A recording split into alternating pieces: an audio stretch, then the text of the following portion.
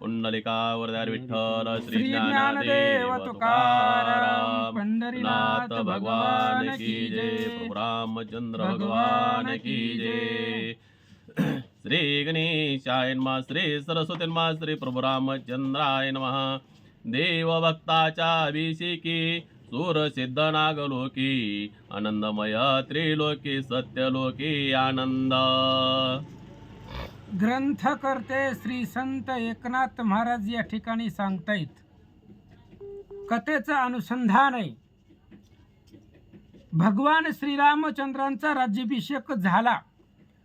त्या पाठीमाग युवराज्य भरताला भगवंताने दिलेला आहे. भरताची निष्काम सेवा रामचंद्राबद्दलची आहे आणि भरताला युवराज पद दिल्यानंतर देवभक्तांचा अभिषेक झाला. पहिल्यांदा देवाचा झाला भगवान श्रीरामचंद्राचा. नंतर भक्त असणारे वैराग्य मूर्ती भरताजींचा अभिषेक झाला आणि देवभक्तांच्या अभिषेकामुळं त्रिभुवनामध्ये आनंद परिपूर्ण, गगनामध्ये आनंद सामावत नव्हता. त्यामुळं सूर सिद्ध नागलोक स्वर्ग मृत्यू पातळ तिन्ही लोकांच्या ठिकाणी आनंद झाला. एरवी तो आनंद सत्यलोकामध्ये सुद्धा प्रवर्तित गेला. श्रीराम नामाच्या निजगजरी नाद कोंदलांबरी कैलासी सत्ते लोकवरे वैकुंठवरे नाद भरला. भगवान श्रीरामचंद्राच्या नावाची गर्जना होती महाराज. वानर होते ते आणि सगळ्यांनी रामचंद्राच्या नावाची गर्जना केली आणि त्यांच्या आवाजानं आकाशामध्ये त्या ठिकाणी आवाज दुमदुमून लागला. त्या असणाऱ्या आवाजानं कैलास आणि सत्यलोक दुमदुमून गेलं. वैकुंठापर्यंत रामनामाच्या गर्जनेचा आवाज गेलेला होता. ब्रह्मांडे नाद भरला पूर्ण नादे भरले आवरण चालेले स्वानंद जीवन अभिषेक पूर्ण तिने केला. संपूर्ण ब्रह्मांडामध्ये रामनामाची जी काही गर्जना केलेली होती आणि त्या रामनामाच्या गर्जनेचा आवाज संपूर्ण तिन्ही लोकांमध्ये ब्रह्मांडामध्ये तो असणारा आवाज घुमू लागला आणि त्या असणाऱ्या आवाजाच्या आवरणानं तिथं जी काही उपस्थितीत होते देवलोक त्यांच्या असणाऱ्या डोळ्यामधून स्वानंद जीवन वाहू लागलं आणि त्या जीवनाच्याच जलानं राम आणि भरत देवभक्तांचा अभिषेक झाला असं सांगतात. श्रीराम स्वानंदाचे मूर्ते स्वानंदाभिषेक रघुपती स्वानंदमय त्रिजगती श्री रघुपती निजराज्य. आणि भगवान श्रीरामचंद्र म्हणजे आनंद विग्रही. श्रीराम बालकांडामध्ये वर्णन केलेलं आहे नाथ महाराजांनी. आनंदाचं प्रतीक म्हणजे रामचंद्र आहे आणि त्या रामचंद्राचा अभिषेक झालेला आहे. भरतजींचा अभिषेक आहे. राम ही स्वानंदाची मूर्ती आहे आणि स्वानंदाची मूर्ती असल्यामुळं स्वानंदाचं जे काही जल आहे ती जल प्रत्येकाच्या डोळ्यामधून वाहू लागलं आणि त्याच पाण्यानं डोळ्यामधून निघणाऱ्या जलानं रामचंद्राला अभिषेक केला असं सांगतात. दुरात्म अहम रावण बंदी घातले सुरगण तो एकची वाणे निर्दाळून सुरगण सोडविले.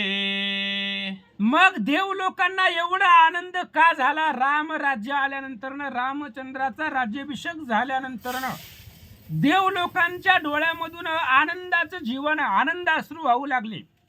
मग एवढा आनंद देव लोकांना झालं त्याचं कारण म्हणजे दुरात्मा अहम रावण. रावणाच्या बंदीमध्ये आज्ञेमध्ये सगळी देवलोक होती. नाही ती कामं देवलोकांना करावी लागत होती. त्यामुळे सगळे देवलोक दुःखाच्या आवर्तामध्ये पडलेले होते आणि अहंकार रूपी रावणाला रामचंद्रांनी मारलं आणि मारल्यामुळं देवलोकांची सुटका झाली. जी काही वर्ण प्रेशर होतं आज्ञेचं त्या ठिकाणी आज्ञा मान्य करावी लागत होती. ती जी काही असणारी रावणाची आज्ञा होती, बंदिवास होता, तो बंदिवास देवलोकांचा सुटला, मुक्त झाले आणि मुक्त आपल्याला रामचंद्रांनी केलं. त्याच्यामुळं तो आनंद देवलोकांना झाला आणि त्या आनंदाच्या जलामधून नेत्रामधून वाहणाऱ्या पाण्याचा अभिषेक भगवंतावरती करू लागले. तेने आनंदे पूर्ण भरिता श्रीरामाभिषेक त्वरित विबुंधा आले धावता स्वस्थाने रघुनाथ त्यासी धाडी.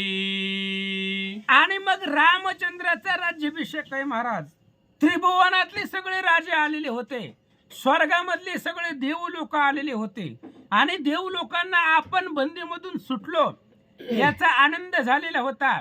आणि या आनंद अश्रून रामचंद्राला राज्याभिषेक केला. असो, रामचंद्राचा राज्याभिषेक झाला, पण राज्य अभिषेकासाठी जे जे राजे आलेले होते, जे जे देव लोक आलेले होते, विभूत म्हणजे देव लोक, त्या सगळ्या देव लोकांची बोलवण रामचंद्रांनी केले. अहम रावण बंदे तुना रामे सोडविले सुरगण सोपदी स्थापिले संपूर्ण ऐका लक्षण तयाचे. ग्रंथ करते गावबा काका या ठिकाणी सांगतायत, अहंकार रावणाच्या बंदीमध्ये, अहंकार रूपी रावणाच्या बंदीवासामध्ये सगळे देव लोक होते आणि रामचंद्रांनी त्या रावणाला मारलं. मारल्यानंतर सगळ्या देव लोकांना सोडवलं. पण त्याच अहंकाराच्या बंदीमध्ये जे देव लोक होते ते देव लोक काय काय काम करत होती त्याची लक्षणं थोडक्यात सांगतो, ऐका. ब्रह्मपूर्ण वेदपीठ वेदी स्वानंद यथेष्ट रावणे हरणे हरोने या स्पष्ट शांती पाठ नित्य पडवी. आणि ब्रह्मदेवाचं मुख्य काम आहे वेद. वेदाचं पठण करणं किंवा वेद निर्माता असणारा ब्रह्मदेव जे आहे, ब्रह्मदेवाचे वेद आहे. वेदाचा अभ्यास करणं, वेद पढवणं, वेद सांगणं ही ब्रह्मदेवाचं काम आहे. आणि त्याच्यामध्ये ब्रह्मदेवाला आनंद होता, स्वानंद होता. पण राजा रावणाचा इथं बंदिवासामध्ये असल्यामुळं जो काय वेदामधला जो आनंद आहे, कारण कथा कीर्तनामधला आनंद कोणालाही कळत नाही, त्याच्यामध्ये जो रमलेला आहे त्याचा आनंद त्यालाच होतो, बाकीच्याला कळत नाही ते. आता तर वेदामध्ये किती अर्थ आहे, किती आनंद आहे ती ब्रह्मदेवालाच माहिती, बाकीच्याला काय कळणार आहे. आणि त्या वेदामध्ये जे आनंद आहे तो आनंद ब्रह्मदेवाला होत होता. पण राजा रावणाच्या बंदिवासामध्ये असल्यामुळं रावण सांगल तेव्हा काम करायचं, रावण सांगल तेव्हा वेद पठण करायचं, त्याच्यामुळं त्याच्यामधला जो आनंद होता तो आनंद ब्रह्मदेवाचा कमी झालेला होता. आनंद हरितला रावणे म्हणून लोलंग ते झाले ब्राह्मणे करीती निचाची योजने पोट भरणे तरी नोहे. आणि मग तो असणारा आनंद जो आहे, त्या असणारा वेदामधला जो स्वानंद आहे तो स्वानंद हारून घेतला होता राजा रावणानं. हारून घेतल्यामुळं ती जी काय असणारा बाकीची काय ब्रह्मवंशामधली जी काय ब्राह्मण असतील, ब्रह्मवंशातली काही सत्य लोकांमधली राहणारी ब्रह्मदेवादिका सहित असतील, त्यांचा आनंद त्या वेदामधला ही रावण घेतलेला होता. त्याच्यामुळे त्या रावणाच्या इथं सांगल ती कामं त्यांना करावी लागत होती पोट भरण्यासाठी, असं सांगतात. श्रिय देता गायत्रीचे तरी दुर्भर न भरे साचे रावण बंदीचे लागले पिसे द्विजांसी. मंत्रामध्ये वेदामध्ये गायत्री मंत्र श्रेष्ठ सांगितलेला आहे. कारण जैमिनी अश्वमेध मध्ये असा विषय आहे की गायत्री मंत्रानं उद्धार झालेला आहे.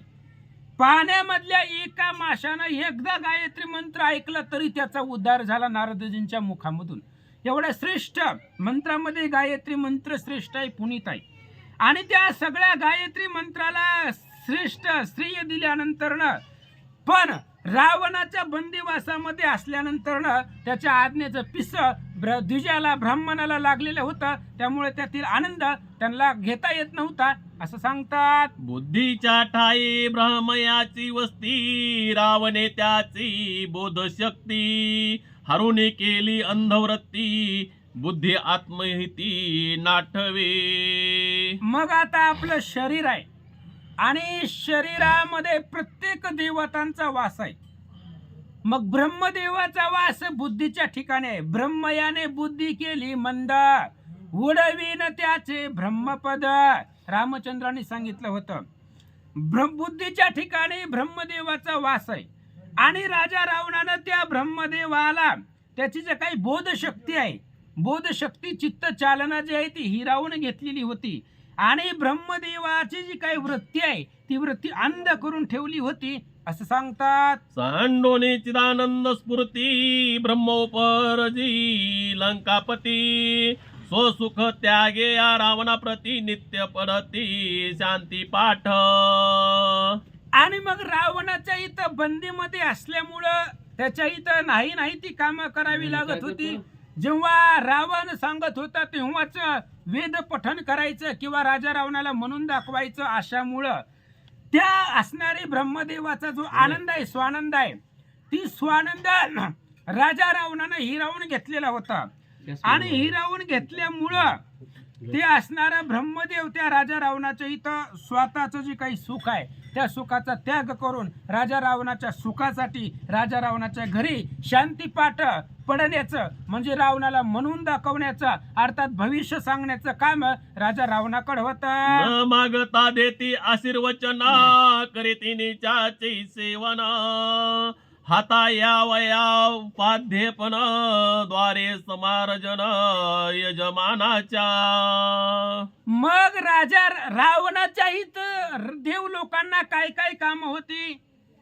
ब्रह्मदेवाचा आशीर्वाद प्राप्त होण्यासाठी सुद्धा भाग्य लागत होतं. पण आता लंकेतल्या लोकांचं असेल भाग्य कदाचित, पण त्या लोकांनी आशीर्वाद नाही मागितला तरी द्यावा लागत होता. कारण ऑर्डर रावणाची होती, सत्ता होती त्याची. त्याच्यामुळे ते सांगेल ते ब्रह्मदेवाला करावं लागत होतं. नीच पद्धतीने, नीच म्हणजे एखाद्या दास्यत्वाचं काम ते राजा रावण ब्रह्मदेव राजा रावणाच्या इथं करत होता. आणि त्याच्यामुळं अनेक काम दारामध्ये सडा टाकणं वगैरे वगैरे अशी काम ब्रह्मदेवजी करू लागले. ओ निवटुनी दुर्बुद्धी ब्रह्मस्थापिता निजपदी नित्यानंद चिदानंदी नित्य समाधी पावला. आणि मग अशा प्रकारची कामं ब्रह्मदेवाला होती. वेदामधला आनंद त्यांना स्वीकारता येत नव्हता, घेता येत नव्हता.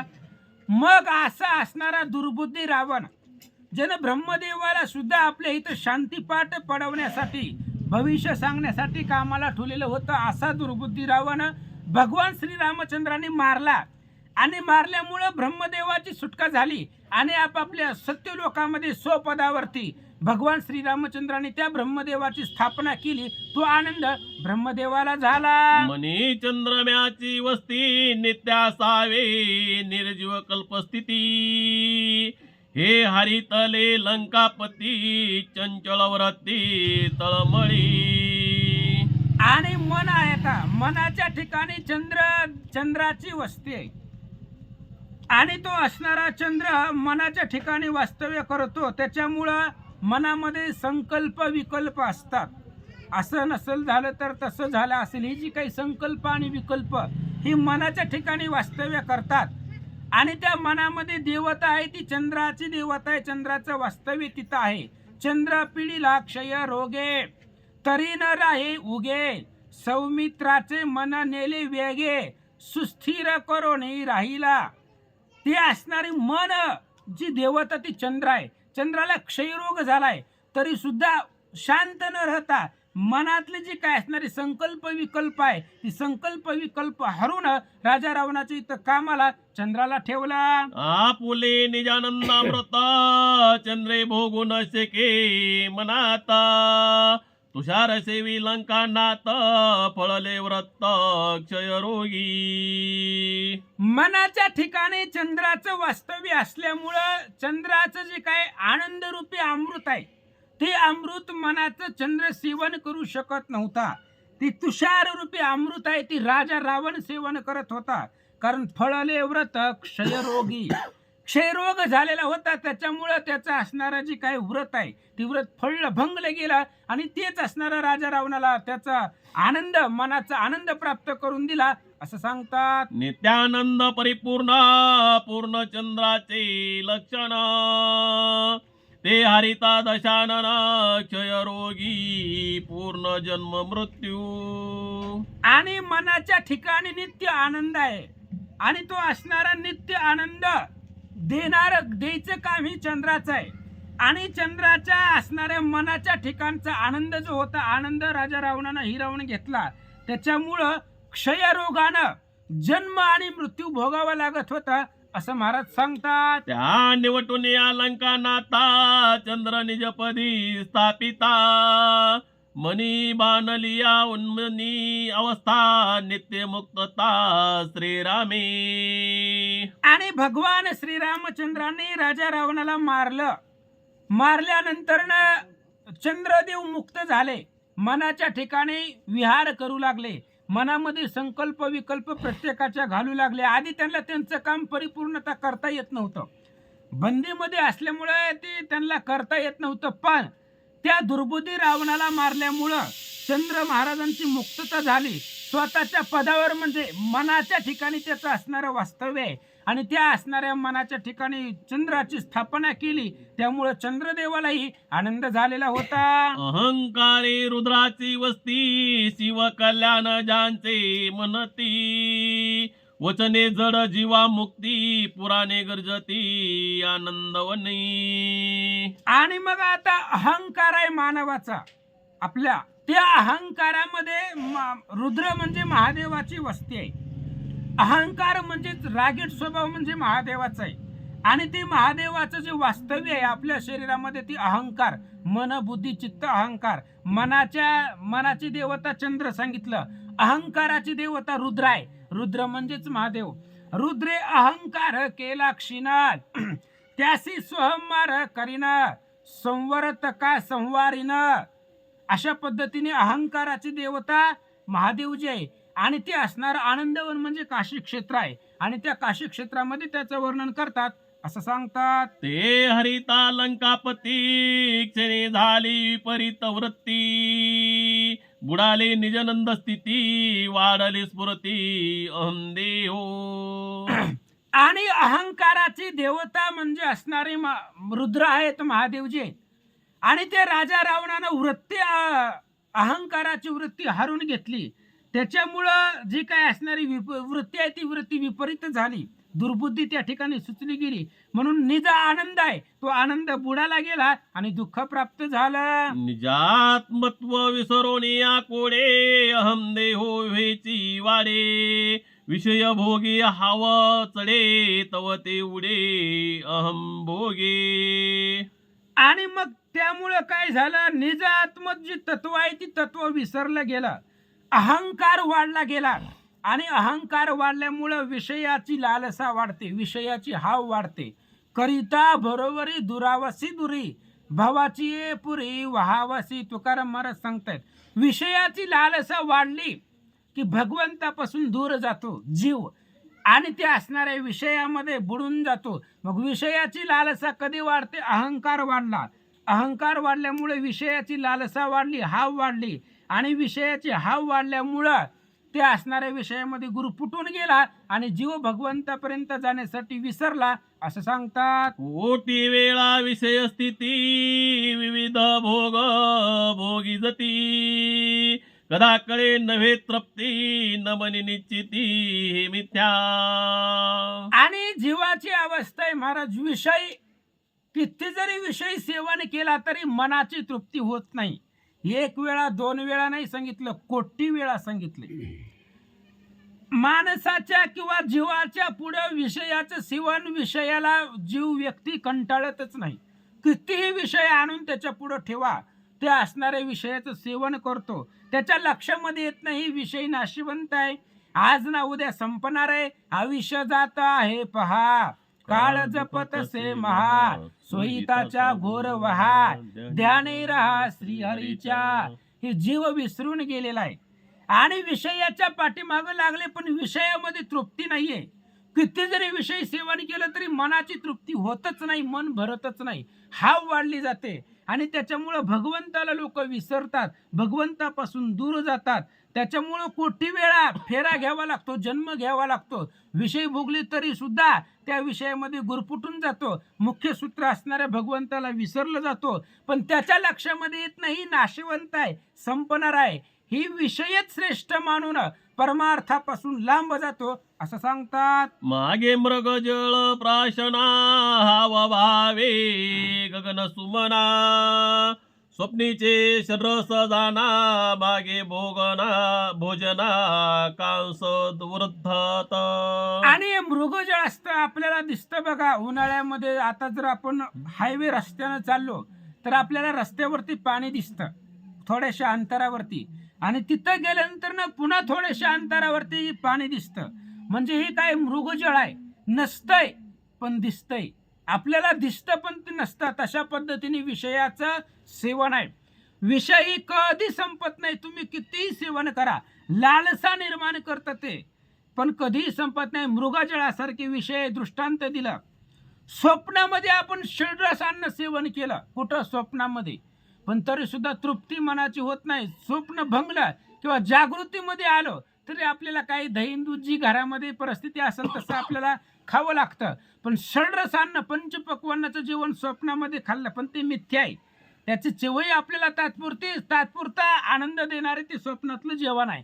तसं विषयाचं सेवन तात्पुरता आनंद देणार आहे, मागं पुढं दुःख आहे असं वर्णन करतात. ऐसे केले लंकापती त्यासी निवटून या श्री रघुपती. वा. सोय स्थापिला निज स्थिती झाले प्रीती अहम आत्मा.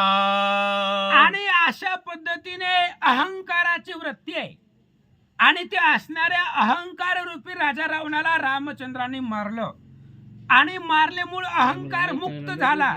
आणि अहंकार मुक्त झाल्यामुळं स्वतःच्या स्वानंदावरती अहंकाराची स्थापना केली आणि दुष्ट दुरात्मा राजा रावणाला मारलं, याचा आनंद झाला असं सांगतात. सकळ भोग सकळ समृद्धी निते ओळंगती सकळ सिद्धे अपार वैभव इंद्रपदी बोलता शब्दी अनिर्वाच्य.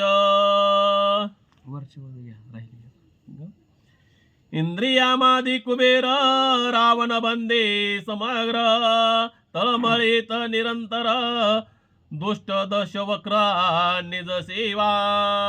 म्हणून अनेक देवता आहेत. इंद्र, चंद्र, वरुण, गण, गंधर्व, यक्ष, किन्नर, दानव, मानव सगळेच असतील. अर्थात 33 कोटी देवलोक. आणि हे सगळेच देवलोक कुबेरासहित राजा रावणाच्या बंदीमध्ये होते, त्याच्या आज्ञेमध्ये होते.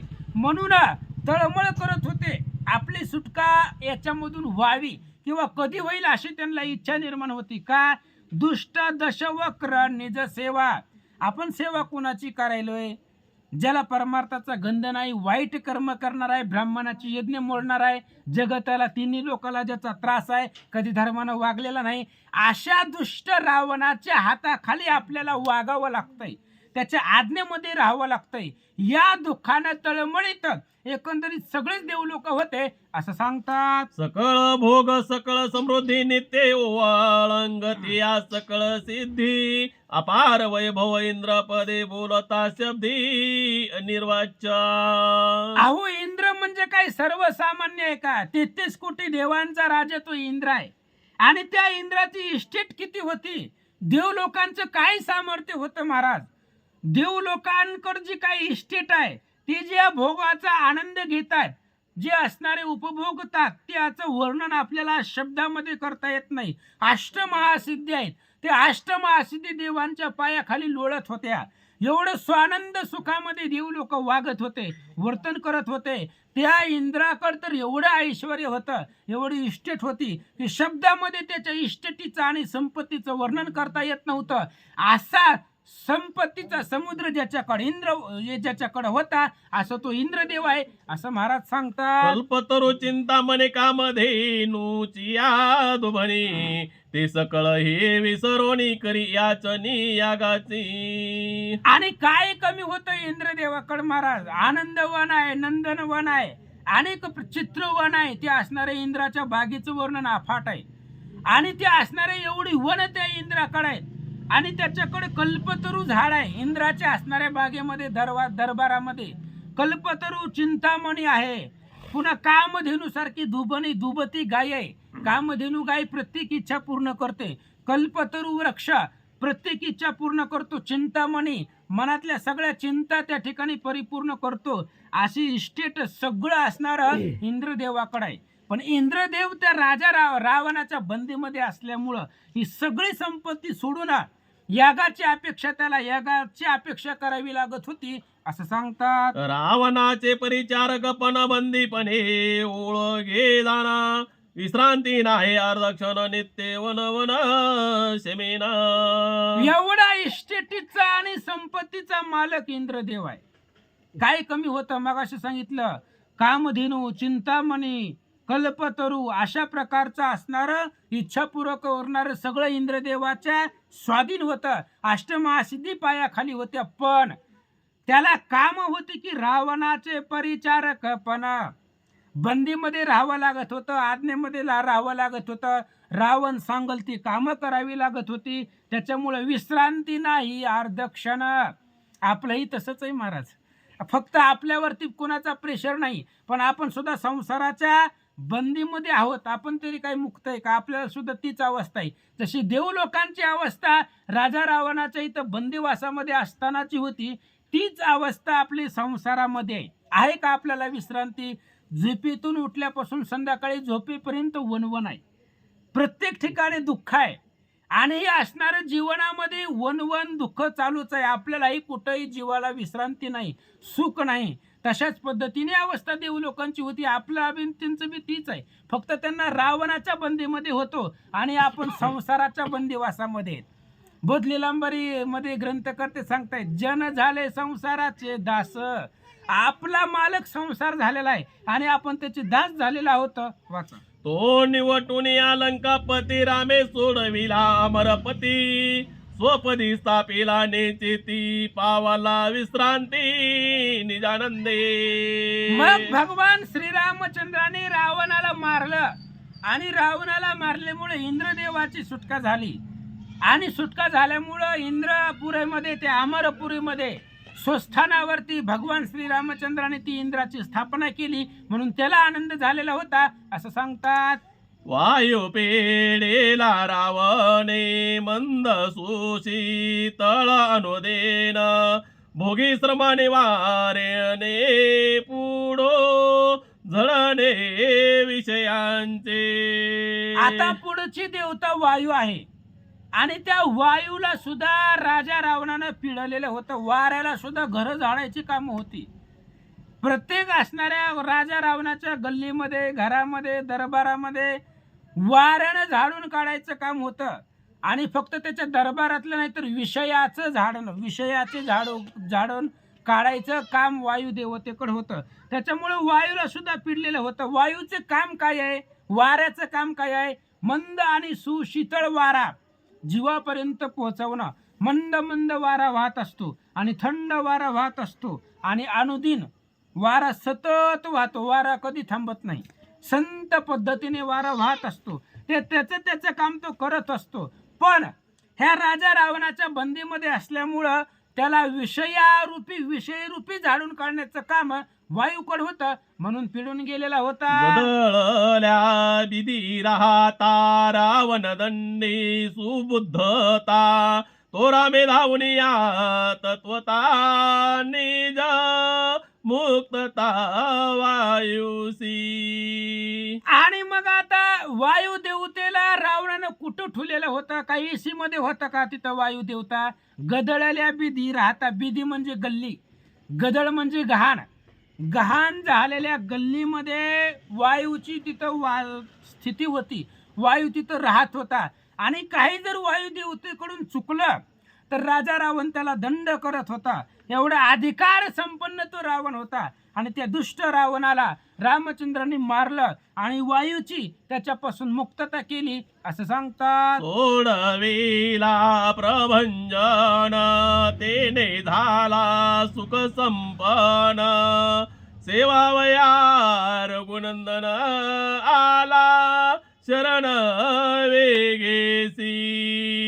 भगवान श्रीरामचंद्राने रावणाला मारलं आणि वायूला सोडवलं.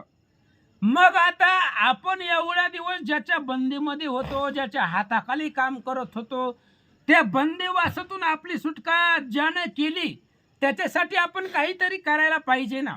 उपकार केलेला आहे आपल्यावरती आणि त्या उपकाराचा प्रतिउपकार करणं आपलं काम आहे. म्हणून वायू देवता पुन्हा असणारा रामचंद्राला, योगी याला शरण आला आणि भक्तांच्या हृदयामध्ये राहून भक्तांच्या हृदयामध्ये जी काही श्वास आहे त्या श्वासामध्ये प्रवेश करून भक्तामध्ये तल्लीन होऊन भजन करू लागला असं वर्णन करतात. शिवाधिक सिद्ध पायी अखंड राम त्यांचे हृदय वायू जोडून यातये ठाई श्री रामा पायी निवटला.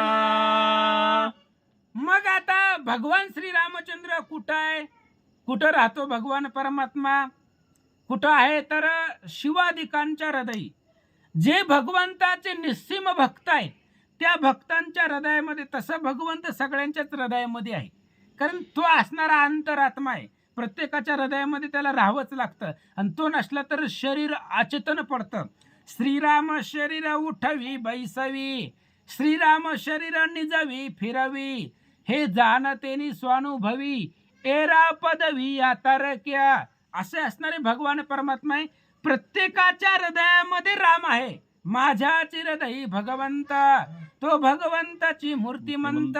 पण कुठं बी राहण्यापेक्षा भक्तांच्या हृदयामध्ये भगवंत विशेष राहतो, वास करतो. आणि भक्तांच्या हाकेला भगवंत धावतो. त्यांच्या हृदयामध्ये तर प्रत्येकाच्या आहे, तो विषय नाहीये. पण भक्ती समागमे सर्व भावे हरी, न सांगता करी सर्व काम. म्हणून महादेव जे असतील, जे काय अनेक सिद्ध लोक आहेत, योगी लोक आहेत, त्यांच्या हृदयामध्ये अखंड भगवान परमात्मा आहे. म्हणून वायुदेवतेने विचार केला, आपण कुठं आता सुटका तर झाली आपली, मग कुठं बी राहण्यापेक्षा जे भगवंताचे निस्सीम भक्त आहे त्या भक्तांच्या हृदयामध्ये राहू. त्याचा परिणाम काय होणार आहे, रामचंद्राचं भजन ऐकायला मिळेल, रामचंद्राचं नाव कानावरती पडेल. म्हणून भक्ताच्या हृदयामध्ये वायुदेवतेनं वास केला. स्वभावे प्राण अंगुळे बारा निगमगम संचारा, अखंड पिढे नासिक द्वारा तेने रघुवीरा सेविले. आता वायुदेवतेची वस्ती आगम आणि निगमन, श्वास घेणं आणि सोडणं म्हणजे वारा आहे. आपण श्वासाशिवाय जगू शकत नाही. मग आगम आणि निगम अशा फेऱ्या करणं, वायुदेवताची वस्ती प्रत्येकाच्या नाकामध्ये आहे. आणि म्हणून वायुदेवता क्षीण पावलेला होता, त्यालाही त्रास झालेला होता. प्रत्येकाच्या जीवामध्ये जायचं, हात बाहेर करायचं, त्यांच्या नाकामधली किती दुर्गंधी असेल त्याच्यामध्ये जाऊन बाहेर यायचं, ही वायुदेवतेला काम होतं. म्हणून तो पिळलेला होता, त्याला त्रास झालेला होता. मग या त्रासामधून मुक्तता कुठं आहे तर भगवंताकडे आहे, रामचंद्राकडे आहे. म्हणून तो रामचंद्राकडे आला. आणि जे काही दुःख होतं की प्रत्येकाच्या असणाऱ्या नासिकेमधून जाणं बाहेर येणं, ह्याच्यामधून श्रम झालेला होता, तो श्रम घालवण्यासाठी, आळस घालवण्यासाठी भाग गेला, सीन गेला, अवघा झाला आनंद. आणि तो आनंद रामचंद्रापाशी आल्यानंतर वायुदेवतेला मिळाला. जडोने सिद्धांच्या हृदये निर्गम गमाना संचार पाये, सांडोनिया लवलाई श्री रामा पायी सुस्थिर. मग वायुदेवतेनं विचार केला, ज्याला रामाचा गंध नाही, ज्याला राम आवडत नाही, जो कधी रामायणाला जात नाही, त्याच्या हृदयामध्ये त्याच्या नासिकेमध्ये राहण्यापेक्षा जे काही सिद्ध लोक आहेत, जे भगवंताचं अखंड भजन करतायत, त्यांच्या हृदयामध्ये जर राहिलं आणि त्यांच्या नासिकेमधून आगमन निगमन केलं तर त्यांच्या श्वासोश्वासामध्ये राम असतो. रामभक्ताची अवस्था कशाही शक्तीमध्ये सांगतायत. सर्व इंद्रियाच्या ठाई राम कोंदला तुझे देही, रामा वाचून नेनसी काही मनोनी पाही विनवित. जे भगवंताचे भक्त आहेत त्या भक्तांच्या सर्व इंद्रियामध्ये राम आहे. म्हणून वायू हृदयामध्ये कुठं जरी फिरला आणि कुटुंबी आत बाहेर केलं तरी राम नामाचा गंध किंवा राम नामाचा ध्वनी त्या वायू देवताला येत होता. म्हणून ते असणाऱ्या सिद्धाच्या भक्ताच्या हृदयामध्ये वायूनं प्रवेश केला आणि रामचंद्राच्या पायामध्ये सुस्थिर झाला. जीवाच्या नासिकेमधून जो असणारा वाहण्याचा संचार आहे तिथं झालेला श्रम रामचंद्राच्या पायामध्ये स्थिरावल्यानंतर ना सगळा श्रम संपला आणि आनंद निर्माण झाला. कुबेर संपन्न निज धने दासी दंडोनी रावणे, काम कवी माना नेले तेने राखीला प्राणे बंधुत्वे. आता कुबेर महाराज आहे आणि कुबेर महाराज संपत्तीचा मालक आहे. आपण म्हणतो घर माझं आहे, बंगला माझे आहे, जमीन माझे आहे, पण सगळं सगळं इथं राहणार आहे, तू जाणार आहे. होय, मेल्यावर काय जमीन आणि बंगला घेऊन जायचंय का? त्याच्यामुळं देह हे काळाचे, धन कुबेराचे, तेथे मनुष्याचे काय आहे, माणसाचं काय आहे महाराज. देह काळाचा आहे, काळ घेऊन जाणार आहे. आणि इस्टेट जे इस्टेटीचा मालक कुबेर आहे.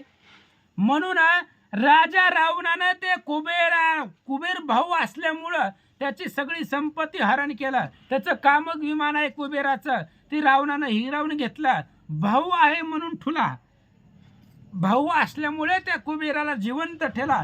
जर भाऊ नसता तर रावणानं त्याला मारलंही असतं, पण बंधुत्वपणामुळं कुबेराला जिवंत ठेवलं आणि त्याची सगळी संपत्ती राजा रावणानं हिरावून घेतली असं सांगतात. निवटोने रावणाचे विमान देऊने या त्याचे त्याचे, स्वपदी स्थापिले धनादाचे, ख्याती ऐसी रामाची. भगवान श्रीरामचंद्राने रावणाला मारलं आणि कामक विमान जे आहे ती कामक विमान कुबेराकडे होतं.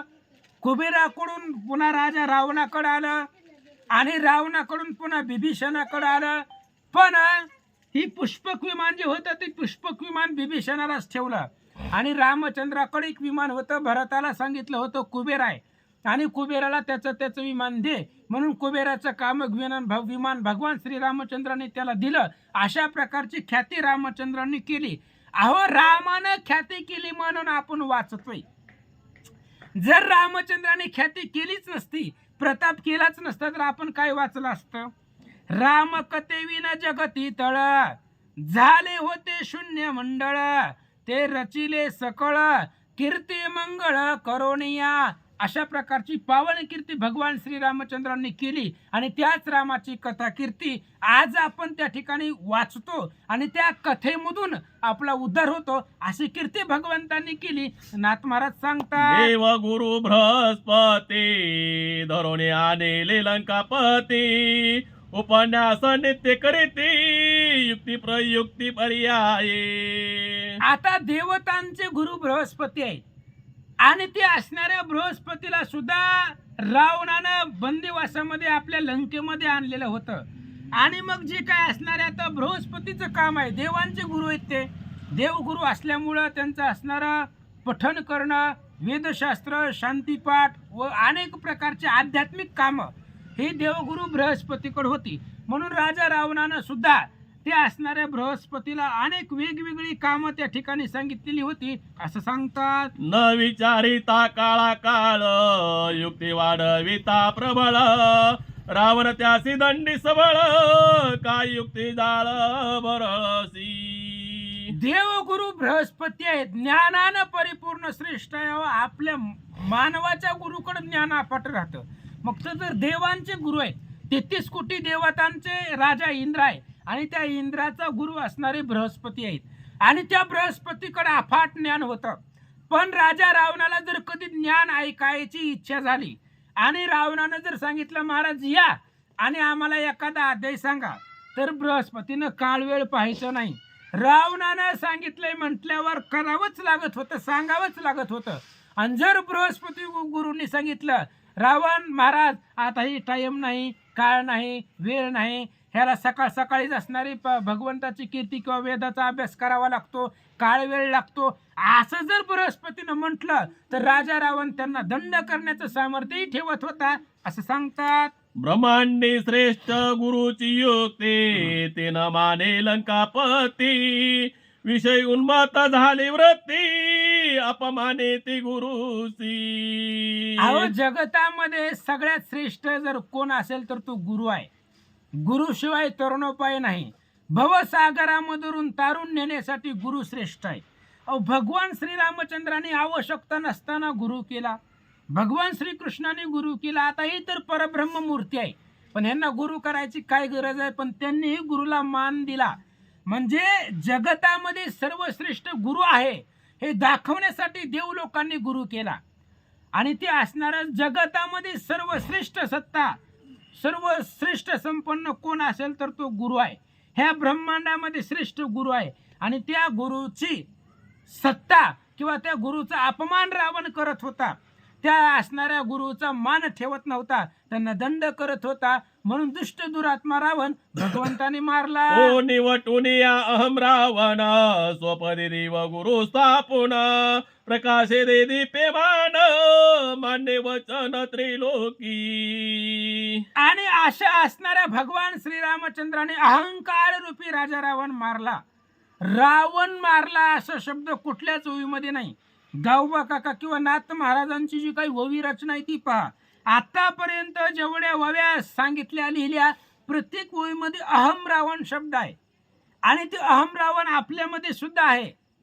आपल्यामध्ये सुद्धा अहंकार रूपी रावणाची वस्ती आहे आणि जोपर्यंत भगवंताचं भजन करत नाही तोपर्यंत अहंकार रूपी रावण आपल्यातला मारला जात नाही. म्हणून अहंकार रूपी मारला नाही तर विषयाच्या असणाऱ्या लाथा आपल्याला खाव्या लागतात, त्याच्यामधून आपली सुटका होत नाही. भगवान श्रीरामचंद्राने अहम रावण मारला गेला आणि जे काही बंदीमध्ये असणारे बृहस्पती आहेत त्या बृहस्पतीची सुटका केली आणि त्रैलोक्याला वचन मान्य करावं लागलं त्या गुरुचे किंवा ते करतात असं सांगतात. सकळ सिद्धीचा दाता विघ्नहर रास भेरा केता विषय भिलाशाची याला तहालाता बहुसोषिता सिनला. आतापर्यंत जी काही देवलोक सांगितली त्या देवलोकांना वेगवेगळी कामं करावी लागत होती, ती करत होती. पण आता ज्याचं नाव घेतल्यानंतर विघ्न येतच नाही अशा प्रकारच्या सिद्धी बुद्धीचा दाता तो म्हणजे गणपती. आणि त्या गणपतीकडे काय काम होतं? नवग्रहाची करोनी पावटी अग्निधूत से मळकटी विघ्नहर घेऊन या काठी रासबा पाठी राखना. अहो गाढवं राखण्याचं काम राजा रावणाच्या इथं गणपती बाप्पाला करावं लागत होतं. सिद्धी बुद्धीचा दाता आहे तो, बुद्धी देणारा गणपती आहे, गणेश आहे. आणि ते गणेश सुद्धा विषयरूपी लाता राजा रावणाच्या दरबारामध्ये त्याला विषयाच्या लाता खावा लागत होत्या असं सांगतात. गणेशाचे आत्मसिद्ध रावणे हरिली त्रिशुद्धी म्हणून श्रीरामे कृपानिधी निजानंदी उधारिला. आणि म्हणून राजा रावणानं काय केलेलं होतं? जी काय असणारी सिद्धी बुद्धी आहे, त्रिशुद्धी असणारी बुद्धीचं हिरावून घेतलेली होती. भगवान श्रीरामचंद्राने त्या रावणाला मारलं आणि गणपती बाप्पाची सोडवण त्या राजा रावणाच्या बंदीमधून आज्ञेमधून केली असं गावबा काका सांगतात. आत्मसिद्धी हिरोने पूर्ण जीविता रावण विषय रास भेरा कवी पूर्ण समदारुण तेने झाला. आत्मसिद्धी आहे ती आत्मसिद्धी गणपतीची हिरावून घेतलेली होती आणि विषयरूपी गाढवं राखण्याचं काम गणपती बाप्पाकडे होतं. गाढव म्हणजे चार पायाचे गाढवं नाही, तर विषयरूपी जी गाढवं आहेत म्हणजे विषयांचं सेवन, विषयांच्या लाता. गाढवाच्या पाठीमागं चाललं की गाढव काय करतं? लात मारतं. तशा पद्धतीने विषयाच्या लाथा गणपती बाप्पाला राजा रावणाच्या दरबारामध्ये खाव्या लागत होत्या. म्हणून जोपर्यंत राजा रावण जिवंत होता तोपर्यंत विषयाच्या लाता गणपतीला खाव्या लागत होत्या. त्यामुळे श्रम झालेला होता, कंटाळा आलेला होता आणि भगवान श्रीरामचंद्राने रावणाला मारलं आणि त्या विषयरूपी लातेमधून गाढवाच्या राखण्यामधून सुटका केली म्हणून आनंद झाला. जे जे काळी इच्छा जैसी ते ते पावता वेगेसी रावण त्या ते सुबुद्ध घुमसी कासावी सबहुतेने. आणि आता तो रावण राजा होता, त्याच्यामुळे सगळे देवलोक सुद्धा त्याच्या आज्ञेमध्ये होते. म्हणून रावणाला जे जे इच्छा, ज्या वेळी जे जे अपेक्षा इच्छा होईल त्या वेळी ते त्याला गणपतीनं दिलंच पाहिजे. गणपती सिद्धी बुद्धीचा दाता आहे. मनातल्या इच्छा पूर्ण करणं हे गणपती बाप्पाचं काम आहे. त्याच्यामुळं राजा रावणाच्या इथं गणपती असल्यामुळं त्यानं गावातल्या लोकांना बी सांगितलं होतं राजा रावणानं, हे बघा सिद्धी बुद्धीचा दाता आपल्या इथं गणपती बाप्पाला आणून ठेवलंय आणि काय मागायचं ते ह्याच्याकडे मागा, जर नाही दिलं तर मला येऊन सांगा. अशा प्रत्येकाच्या इच्छा पूर्ण करण्यामुळे गणपती बाप्पा त्रासून गेले होते असं सांगतात. चिंता मने मोरेश्वरा तुझा आनेले लंकापुरा माझ्या नगरीच्या समग्र अपेक्षित वरा सिद्ध देई. आणि रावणानं गणपती बाप्पाला ऑर्डर केलेली होती, सांगितलं होतं धमकी देऊन, चिंतामणी मोरेश्वरा तुझं आणले लंकापुरा. तुम्ही काय आता तिथं कैलासावरती महादेवापाशी नाही तुमचं वास्तव्य, तुमचं वास्तव्य लंकेमध्ये आहे. लंकेमध्ये आम्ही तुम्हाला आमच्या इथं आणून ठेवलेलं आहे. त्यामुळं आमच्या गावातली लोक जे जे वर मागतील ते ते वर देण्याचं काम तुमचं आहे. त्यामुळं गावातला कुणी जरी तुम्हाला मागायला आला तरी त्याच्या मनातल्या सगळ्या चिंता घालवायच्या आणि त्याच्या मनातल्या सगळ्या इच्छा पूर्ण करायचा ते काम तुमचं आहे आणि तुम्ही करावं. ऐसे अहम रावण वचन ऐकताचे संकोच मन बहुत पिढीला गजानन विषय अभिलाष करोनिया. अहंकार रूपी रावणाचं बोलणं गणपती बाप्पाने ऐकलं. काय सांगितलं होतं रावणानं? तुम्हाला आमच्या नगरीमध्ये आणलेलं आहे आणि गावातली लोक जे जे मागतील ते ते त्यांना पुरवायचं, ते ते द्यायचं. आणि जर नाही दिलं तर लोक मला सांगतील, मग मी तुम्हाला दंड करील, त्रास देईल. आता गावातली लोक काही राजा रावणच कपटी आहे, वाईट आहे, दुर्बुद्धी आहे. आणि त्याच्या नगरीतली लोक आहे काय चांगलं मागणार होती का? त्याच्यामुळं त्यांच्या इच्छा पूर्ण करत असताना गणपती बाप्पाला त्रास झालेला होता, शिंदलेला होता असं सांगतात. बैल रे गा मोर या बैल सेता लागोनिया जात्या शिवपै बैसावया लवलाया दे आम्हा. मग आता गावातले लोक मागताना गणपती जर प्रसन्न झाला तर काय मागावं महाराज? उद्धार करण्याचं सामर्थ्य गणपती बाप्पाकडे आहे, बुद्धी देणारा तो गणपती बाप्पा आहे, अधिष्ठान आहे. आणि त्याच्यापाशी काय मागावं हे तरी कळायला पाहिजे. आता राजा रावण मूळ वाईट प्रकृतीचा आहे, वाईट प्रवृत्तीचा आहे, वाईट वाईट कर्म करणार आहे, लोकांना त्रास देणार आहे. आणि त्याच्या नगरीतली लोक त्याच्यामुळं काही गणपती बाप्पाला मागू लागले. आणि रावणानं सांगितलं होतं जे मागल ते द्यायचं, मागल काय ह्याच्याशी तुम्हाला घेणं देणं नाही. आमच्या गावातल्या लोकांनी जे जे काही मागेल ते ते त्यांना पुरवायचं काम तुमचं आहे. मग आता गावातली लोक काही बी मागायला लागली, शेत नांगरण्यासाठी बैल मागू लागली, बसण्यासाठी किंवा गोदाम भरण्यासाठी घोडा मागू लागली. आणि जे आता रावणाची आज्ञा असल्यामुळं ते गणपती बाप्पाला द्यावं लागत होतं असं सांगतात. अवभे अवरे भेरे आसने कन कोट्यानो कोटी असंख्य धन पुत्र पौत्रादी संतान संतती गहन दे आम्हासी. मग आता रावणानं सांगितल्यामुळं गावातल्या मागणाऱ्यांची संख्या वाढली. आणि मागणारी काही एका जातीचे किंवा एका मागणं सगळ्यांचं नसतं, प्रत्येकाच्या इच्छा आकांक्षा वेगवेगळ्या असतात. काही काही लोकांनी मागितलं आमच्या घरामधले धन कधी संपू नये, घरामध्ये गोदामामध्ये धनाचा साठा, धान्याचा साठा, धनाचा साठा परिपूर असावा. काही काही लोकांनी मागितलं पुत्र पौत्रादी संतान, आम्हाला पुत्र पौत्र संतती संपत्ती इस्टेट सर्व मिळावं. आणि जे जे मागत होते ते ते गणपती बाप्पाला इच्छा नसताना सुद्धा मजबुरीनं द्यावंच लागत होतं असं सांगतात. ऐसा विष लताद्भूत तेने पिढीला गणनाथ तो निवटून या लंकानाथ शंकर सुत सोडवेला. आणि अशा प्रकारच्या विषयाच्या लाता आहेत. आणि प्रत्येक जे काही मागणी करत होतं गणपती बाप्पा पुढे मागत होतं ती संसाराला विषयाला अनुसरून होतं. संतती संपत्ती इस्टेट हिच काय हे विषयाला अनुसरून आहे. आणि प्रत्येकाच्या विषय पूर्ण करण्यामुळं गणपती बाप्पा त्रासलेले होते, शिनलेले होते, त्याच्यामुळं त्यांना पीडा झालेली होती. आणि त्या राजा रावणाला मारलं आणि मारल्यामुळं शंकर सुत सोडविला. गणपती बाप्पाची सोडवणूक भगवान श्रीरामचंद्राने राजा रावणाला मारून केली असं सांगतात. काय म्हणतात 95 झाले त्यांना बसव म्हणलं, ते आल्यानंतर त्यांना बसवू ना, उशीर लागेल त्यांना यायला. मग बघा मग तुम्ही सांगतो का? तुम्ही सांगा. देवोनी निजात्म से दसोय स्थापिला निज पदे तेने प्रकाशिली आत्मबुद्धी निजानंद जग निभवी. देवोनिया निजात्मसिद्धी सोय स्थापिला निजपदी तेने प्रकाशले आत्मबुद्धी निजानंदे जग निवळे. आणि भगवान श्रीरामचंद्रांनी रावणाला मारल्यानंतर रावणाच्या इथं जोपर्यंत गणपती बाप्पा होते तोपर्यंत त्यांची असणारी जी काही बुद्धी आहे ती असणारी बुद्धी ही काम करत नव्हती. विषयाचं सेवन असल्यामुळं, विषय पाठीमागं लागल्यामुळं.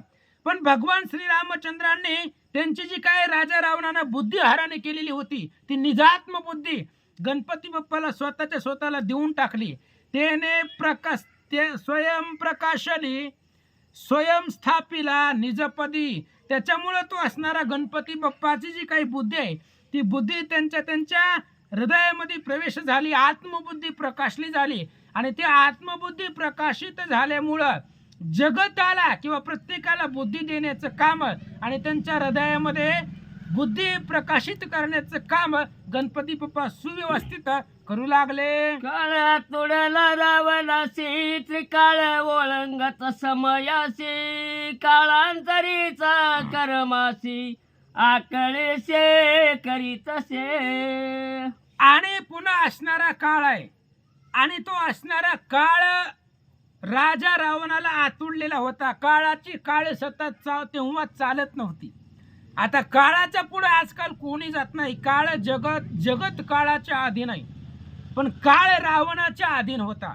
त्यामुळं कोणतीही कामं राजा रावण करत असताना काळ वेळ काही पाहत नव्हतं. अकाळी सर्व कामं करत होता आणि अकाळी कामं करत असल्यामुळं त्याला कुणी बोलू शकत नव्हतं. त्याच्यामुळं काळ शिंदलेला होता. काळही त्या रावणाच्या इथं कंटाळलेला होता असं सांगतात. प्रत्यवयाचे भय नाही दोषा दंडिता यम पाही चराळ झाली त्याच्या ठाई दंड तो काही कोणासे. आणि काळ रावणाच्या अधीन असल्यामुळं काळाची भीती रावणाला नव्हतीच. कारण काळच त्याच्या इथं कामार आहे त्याच्यामुळे भीतीच नव्हती. काळाची भीती आपल्याला आहे. यम जेव्हा करील दंड तेव्हा कैसे दावाल तोंड या लागी तुम्ही अखंड श्रीराम भजन करा की. राम अश्वमेध ग्रंथामध्ये दत्तदास सांगतायत ज्या वेळेस यम तुम्हाला दंड करील त्यावेळेस तुम्ही काय तोंड दाखवणार आहे. पण ही दंड करण्याची भीती रावणाला नव्हतीच. कारण काळच त्याच्या स्वाधीन होता, अधीन होता. त्याच्यामुळं काळ कामारा असल्यामुळं आपण मेल्यानंतर यम आपल्याला दंड करील, शिक्षा करील अशा प्रकारची कोणतीही भीती रावणाच्या मनामध्ये नव्हती असं सांगतात. काळाचा काळ तो रघुनाथ काळे वदोली लंकानाथ काळ सोडविला त्वरित सुखे वर्तत याचा काळे. आणि काळाचा काळ असणारा श्रीरामचंद्र आहे. काळ काळा ते आकळीत काळा ना कळे रघुनाथ तो बैसला गिरी गुहेत सीता शुद्ध्यर्थ नटनाट्य. काळाला आकळणारा भगवान श्रीरामचंद्र आहे. आणि भगवंतानं राजा रावणाला मारल्यामुळं काळाने मारलं. रावणाचा काळ आला म्हणून मेला. आतापर्यंत त्याचा काळही नव्हती आणि वेळही नव्हती. पण रामचंद्राचा अवतार झाल्यापासून हळूहळू राजा रावणाचा काळ जवळ आला. काळ म्हणजे मरण. आणि भगवान श्रीरामचंद्रांनी काळानेच रावणाला मारलं. काळ म्हणजे अंत, मृत्यू. आणि रावणाला मारल्यामुळं काळाला सोडवलं. काळ म्हणजे यम आणि त्या यमाला राजा रावणाच्या बंदीमधून सोडवलं आणि आपापल्या पदावरती त्या काळाची यमाची स्थापना भगवंतानं केले. यमनियंत सकळ जगा कर्म भोगे दंडी पय जगा त्यासी रावण दंडी वेगा वाहावी टोन गा जीवन. अहो जो काय असणारा प्रत्येक जीव आहे तो असणारा जीव कर्मबंधनामध्ये लिप्त झालेला आहे. आणि यम प्रत्येकाचं कर्म पाहून दंड करत असतो. यमाचं काम आहे प्रत्येकाचं कर्म पाहणं आणि कर्म पाहून त्याला त्या प्रकारे दंड करायचा. आता यम ही नरकाचा मालक आहे. 28 नरक प्रत्येक पापी लोकांना भोगावे लागतात. तो गरुड पुराणामधला विषय आहे. आणि मग प्रत्येक ते 28 नरकामधून पापी लोकांना जावंच लागतं. आणि मग अशा प्रकारचं कर्म बघून दंड करण्याचं काम यमाकडे आहे.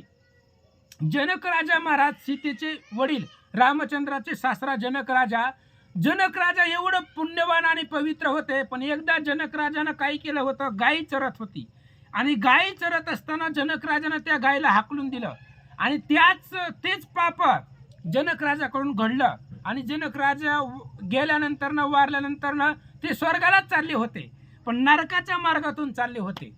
मग नरकाच्या मार्गातून जात असताना त्यावेळेस तिथली नरकामधली जी लोक होती त्या लोकांना जनक राजाचं विमान चालल्यानंतर आनंद वाटला, सुखी लोक राहिली गेली. मग जनक राजाने विचार केला, आपल्या येण्याने जर यांना सुख झाले असेल तर आपण इथंच राहू.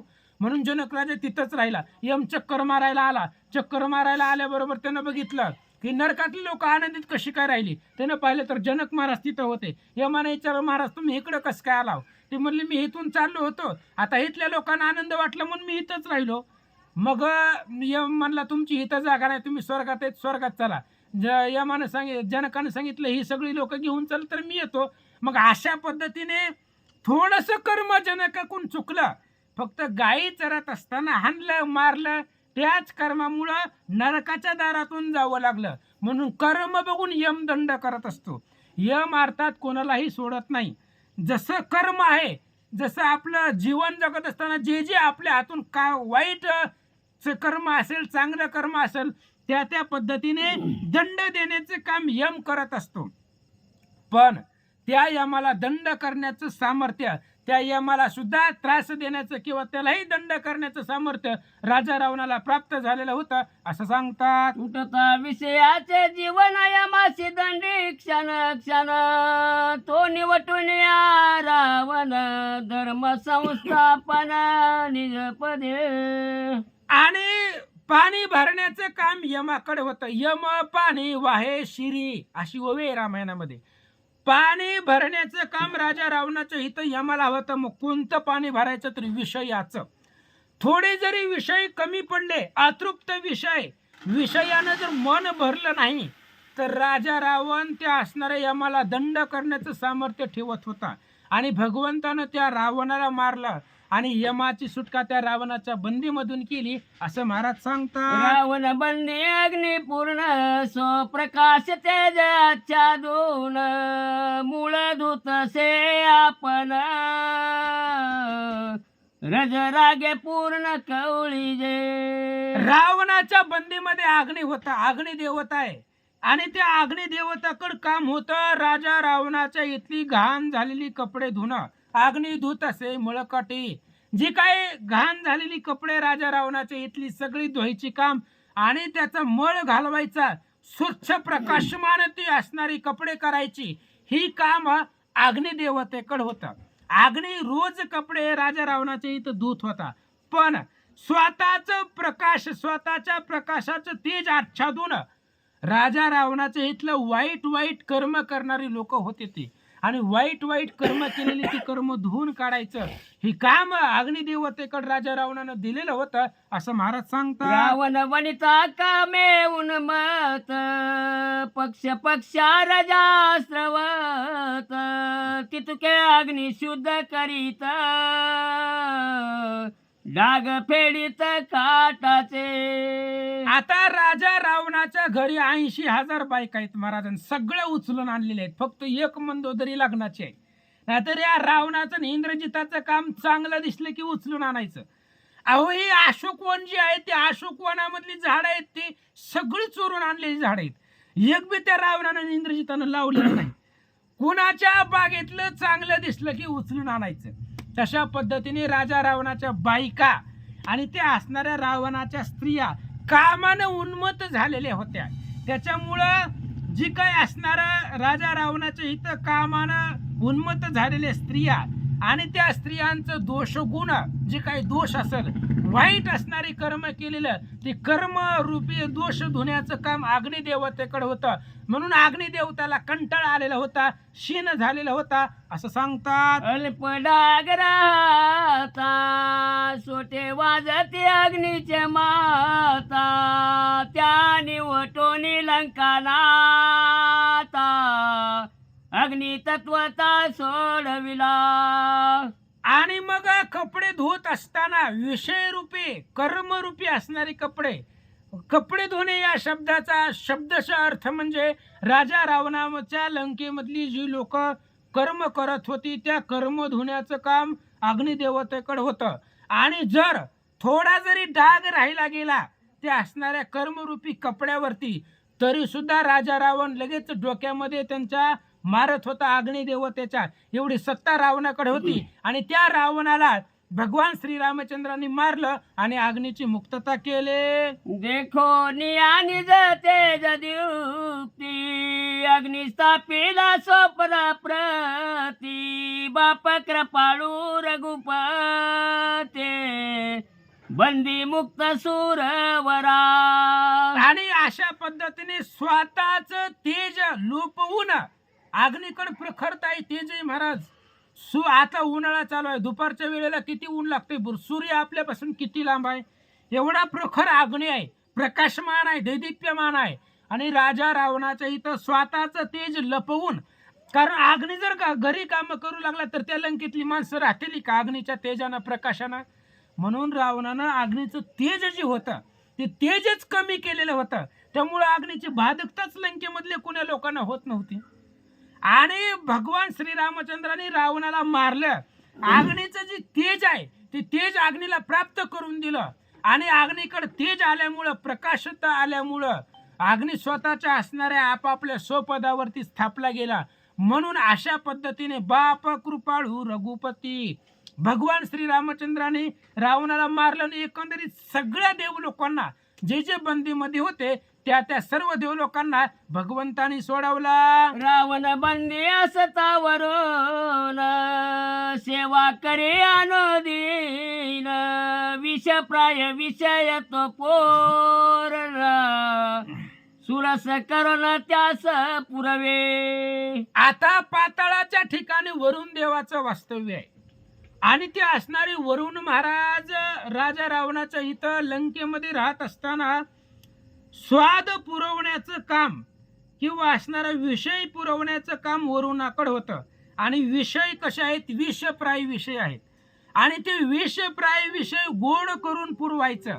विषय किती जरी कडू असले, किती जरी विषयासारखे तीव्र असले तरी त्या विषय गोड करून त्याचा स्वाद जो आहे तो स्वाद गोड करून पुरवण्याचं काम वरुण देवता रावणाच्या इथं काम करत होती असं सांगतात. वरुण रसाचा दिष्टाता रावण उन्मत भोग्या सता जो जो रस आवडे चित्ता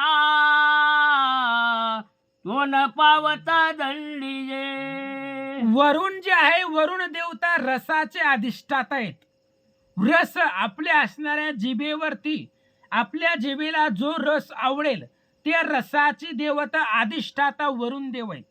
आणि रावणाच्या जिभेला त्याला जो जो रस पाहिजे मग अनेक प्रकारचे रस आहेत आणि ते रस जर प्राशन करायचे राजा रावणाला कोणत्या वेळेला कोणताही रस लागला आणि जर त्या रसामध्ये कमतरता पडली वरुण देवतेने जर आणून दिला नाही तर रावण त्या वरुणाला मारण्याचा दंड करण्याचं सामर्थ्य ठेवत होता.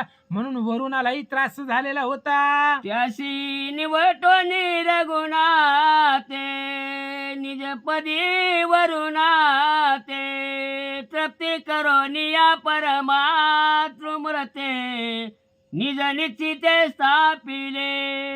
आणि अशा प्रकारचे असणाऱ्या त्या रावणाला भगवान श्रीरामचंद्रांनी मारलं आणि मारल्यानंतर परम अमृतानं तृप्ती वरुणाची केली आणि त्या असणाऱ्या वरुणाला परम अमृताची तृप्ती देऊन त्याच्या पदावरती भगवंतानं स्थापना केली आणि रावणाच्या बंदीमधून त्याला सोडवलं असं सांगतात. राम भुलवी चरा चरा तो तुडला दश वक्रा वेगे करोनी कामारा निज शेजारा धाडवे. आता काम आहे महाराज, काम अतिशय दुर्धर आहे. कामानं कुणाला सोडलेलं नाही आणि तो काम चराचराला भुलवतो. अहो मोठमोठी योगी कामाच्या आधीन गेले महाराज. विश्वामित्र कामाच्या आधीन गेले, महादेव कामाच्या आधीन गेले, भिल्लिनीच्या पाठीमागे लागले. म्हणजे एकंदरीत काम कोणालाही सोडत नाही. चर आणि आचाराला भुलवण्याचं काम कामाकडे असतं. काम म्हणजे इच्छा, आणि त्या कामानं जगाला पिळलेलं आहे. कामाच्या आधीन सगळं जग गेलेलं आहे आणि तो काम रावणाच्या आधीन गेलेला आहे. जगाला भुलवणारा, जगाला पिळून टाकणारा, योगी याला पिळवणारा, मोठमोठ्या देव लोकांना पिळवणारा तो काम आहे. आणि काम सगळं जगत कामाच्या अधीन आहे आणि तो काम रावणाच्या अधीन होता. आणि काम ज्या वेळेस प्रत्येकाला इच्छा निर्माण होईल ते ती इच्छा पूर्ण करण्याची कामदेवता राजा रावणाच्या इथं करत होता असं सांगतात. विविध भोग भोग जेती सवेची क्षणे सरुनी जाती कदा कळे नव्हे तृप्ती वन वन चित्ती निज बंधे. आणि आता कामदेवता आहे, ती कामदेवता राजा रावणाच्या इथं कामाला असल्यामुळं प्रत्येकाच्या मनातल्या इच्छा पूर्ण करणं ही कामदेवतेचं काम आहे. आणि मग किती जरी इच्छा पूर्ण केल्या, त्यांच्या किती जरी इच्छा पुरवल्या तरी संपत नव्हत्या. कारण विषय ही असा आहे महाराज, काल भोगिली ज्या विषयासी, काल ज्या विषयाचं सेवन केलेलं आहे आज तो आपल्याला भोगूच वाटतो. आजही त्याच विषयाचं सेवन करावं वाटतं. म्हणजे विषयानं कधी कोणाची तृप्ती झालेली नाही. काल जो विषय भोगलेला आहे आज तोच विषय जरी पुढे आणून ठेवला तरी सुद्धा मनाला त्या विषयाचं सेवन करावंच लागतं. कोणताच जीव विषयाला कंटाळत नाही, विषयानं कोणत्याच जीवाची तृप्ती होत नाही. मग प्रत्येक जीवाच्या मनातल्या इच्छा पूर्ण केले तरी संपत नव्हत्या, म्हणून काम कंटाळलेला होता असं सांगतात. रामे निवटो निरावण कामा निष्कामी स्थापन स्वय करो आपण समाधान पावविला. भगवान श्रीरामचंद्राने रावणाला मारलं आणि रावणाला मारल्यानंतर निष्कामाच्या ठिकाणी कामाची स्थापना केली. निष्काम जर राहिलं गेलं तर काम म्हणजे इच्छा. काम या शब्दाचा अर्थ आहे इच्छा. आणि निष्काम भावनेनं जर राहिलं, कुठली इच्छाच ठेवली नाही तर ते असणाऱ्या निष्काम भावनेवरती कामाची स्थापना भगवंतांनी केली. म्हणून त्या कामदेवताला तिथं आनंद वाटला असं महाराज सांगतात. वसंत रावण काराग्रही नित्य नूतन वन श्रंगारी पुष्पे पळे कामाचारे न पावता भारी दंडी जे. वसंत आहे आणि ते असणारा वसंत राजा रावणाच्या इथं कामाला असल्यामुळे आता वसंताचं काम काय आहे म्हणजे बघा, ज्या देवतेचं जे काम आहे तेच रावणानं काम दिलेलं होतं, दुसरं नव्हतं. ज्याला सांगायला येत नाही, ज्याला वाचायला येत नाही, ज्याला वाचायला येतं त्याला वाचायचं काम, आणि ज्याला सांगायला येतं त्याला सांगायचं काम. वाचकाला सांगण्याचं आणि सांगण्याला वाचकाचं अशी कामं नव्हती. देवताला जे काम आहे तेच काम रावणानं दिलेलं होतं. वसंत आहे, त्या वसंताचं काम काय आहे? वनाला, फळाला, फुलाला, बागेला बहर आणणं. वाळून गेलेली झाडं त्या झाडांना सुद्धा बहर आणणं, वातावरण प्रफुल्लित करणं हे काम वसंताचं आहे.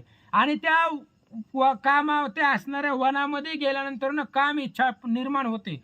अशा प्रकारची वन फुलवण्याचं, राजा रावणाचं शेजार फुलवण्याचं काम वसंताकडे होतं असं सांगतात. याचे करोनी संतान निजानंदे करोनी पूर्ण निज पदी स्थापून केला सुख संपन्न वसंत. आणि मग तो असणारा वसंत आणि काम ही दोघांची सुटका भगवान श्रीरामचंद्रांनी केली. त्या रावणाचं निसंतान केलं. रावणाच्या कुळामध्ये कोणी ठेवलं नाही भगवंतानी. पाताळामध्ये जाऊन राक्षस मारली. एकंदरीत राक्षस कुळामध्ये बिभीषणाच्या व्यतिरिक्त कोणी ठेवलं नाही. सगळी राक्षस मारून टाकली. आणि काम आणि वसंत ह्या दोघांना भगवान श्रीरामचंद्रांनी मुक्तता दिली. ह्या दोघांची सुटका रावणाच्या बंदीमधून केली असं सांगतात. येन हरी के दोघे जन सेववाया रघुनंदन काम वसंत पण आयुध्या भवन वसविले. मग आजपर्यंत काम आणि वसंत दोघही राजा रावणाच्या इथं कामाला होती. आणि नाही ती कामं, नाही त्या इच्छा, त्या वसंताला सुद्धा रावणाचं शेजार फुलवण्याचं काम होती. रावणाच्या बाग बगीचा, फुलवण्याची कामं वसंताला होती आणि कामाला प्रत्येकाच्या मनातल्या इच्छा पूर्ण करण्याची कामाला होती. त्यामुळे काम आणि वसंत राजा रावणाच्या इथं शिनलेले होते. त्यांना कंटाळा आलेला होता. म्हणून ते दोघे रावणाच्या इथून लंकेमधून निसटले आणि अयोध्येमध्ये रामचंद्राचं वास्तव्य आहे. त्या रामचंद्राच्या परिसरामध्ये, अयोध्येच्या परिसरामध्ये येऊन रामचंद्राच्या भक्तीचा, त्यांच्या सेवनाचा आस्वाद काम आणि वसंत दोघे जण घेऊ लागले. श्रीराम भक्त नित्य निष्काम, त्यासी अनुसरो निकाम, सेवा वया रघुत्तम, भजन धर्म वाढवित. मग कामानं वस्ती कुठं केली, कामानं ठरवलं आपण जायचं कुठं. रामचंद्राचं जर आपल्याला सेवन करायचं असेल, रामचंद्राचं भजन स्मरण जर आपल्याला ऐकायचं असेल, तर जे निष्काम राम भक्त आहेत त्या निष्काम राम भक्ताच्या ठिकाणी कामानं प्रवेश केला.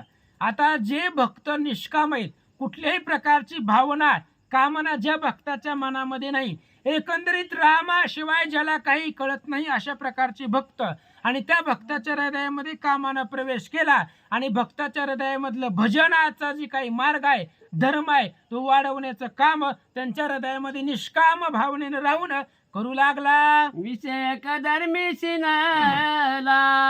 तृप्ती न पवेची वहेला, श्रीराम भक्ताशी विनटला, सुख पावला श्रीरामे. मग राजा रावणाच्या विषयरूपी चिखलामध्ये राजा काम फसलेला होता आणि विषय कर्दमामध्ये गुरफटून गेलेला होता. किती जरी ह्या लंकेतल्या लोकांच्या इच्छा पूर्ण करू करू काम दमलेला होता, कंटाळलेला होता, शिणून गेलेला होता. आणि निष्काम राम भक्ताच्या हृदयामध्ये प्रवेश केल्यानंतरनं मग कामाला आनंद झाला आणि आनंद होऊन रामभक्तीचा आस्वाद तो असणारा काम त्या ठिकाणी बसून घेऊ लागला. श्रीराम नित्यानंदे निर्दोष क्रिया मात्र नरगे, देख भक्त झाले तदात्मक, रघुकुळ टिळक निज भजने. भगवान श्रीरामचंद्र नित्य निर्दोष आहे. रामचंद्राला कसलाही कलंक नाही, चंद्राला कलंक आहे. पण चंद्राचा सुद्धा असणारा, चंद्राला कलंक आहे पण निष्कलंक असणारा भगवान श्रीरामचंद्राचा मुखचंद्र आहे. एकंदरीत भगवंत निष्कलिंक आहेत, कुठल्याही प्रकारचा कलंक भगवंताला नाही, नित्य निर्दोष असा असणारा रामचंद्र आहे. आणि जसा राम आहे तसाच भक्त आहे. भगवंत जसा आहे तसाच भक्त आहे. जसा राम निर्विकल्प आहे, जसा राम निष्काम आहे, तसाच भक्त निर्विकल्प आहे, भक्त निष्काम आहे. आणि त्याच असणाऱ्या निष्काम भक्ताच्या हृदयाच्या ठिकाणी कामानं प्रवेश केला आणि रामचंद्राचं महिमान भजनाचं वाढवू लागला. येथे कामे देवल परी गोनी भक्ताचे अंतरी, भजन करीत नाना परी निज निर्धारे परियसे. कामदेवतेनं भक्ताच्या हृदयामध्ये प्रवेश केला. कारण कामदेवतेला माहिती होतं आपण कुठं जरी गेलो, आपल्याला जर रामाचं भजन करायचं असेल, रामायण ऐकायचं असेल, रामचंद्राच्या सानिध्यामध्ये राहायचं असेल, रामनाम कानावरती पडवून घ्यायचा असेल, तर निष्काम भक्ताच्या हृदयामध्ये कामानं प्रवेश केला. आणि त्या निष्काम भक्ताच्या हृदयामध्ये प्रवेश करून आता कामदेवता कसं भजन करतोय ते ऐका. अनावरावरित अमृताची मूर्ती घडीत, अगोचराचे पात संभावित संभाव्या. आणि आता भक्तांच्या हृदयामध्ये प्रवेश केला कामानं. मग जे अनावर आहे, अनावर काय आहे तर मन. मन आपल्याला आवडतंय का? मनोमार्गे गेला तो तेथेची मुकला. मन आपल्याला आवरत नाही, मग काम ते काम करत होता. भक्ताच्या हृदयामध्ये राहून मन सैरावैरा फिरत होतं. त्या मनाला आवरण्याचं काम कामानं केलं आणि मन कुठं आणून ठेवलं? भगवंताच्या चरणावरती, त्याच्या नावावरती मन आणून ठेवल्यामुळं जे अनावर आहे अशा प्रकारचं आवरण्याचं काम कामदेवता करत होता. अमूर्त आहे, अमूर्त असा असणारा भगवान परमात्मा आहे. भगवंताला मूर्ती रूपानं कोणी पाहिलेलं आहे बघा. आता 2 मिनिटांमध्ये सांगतो.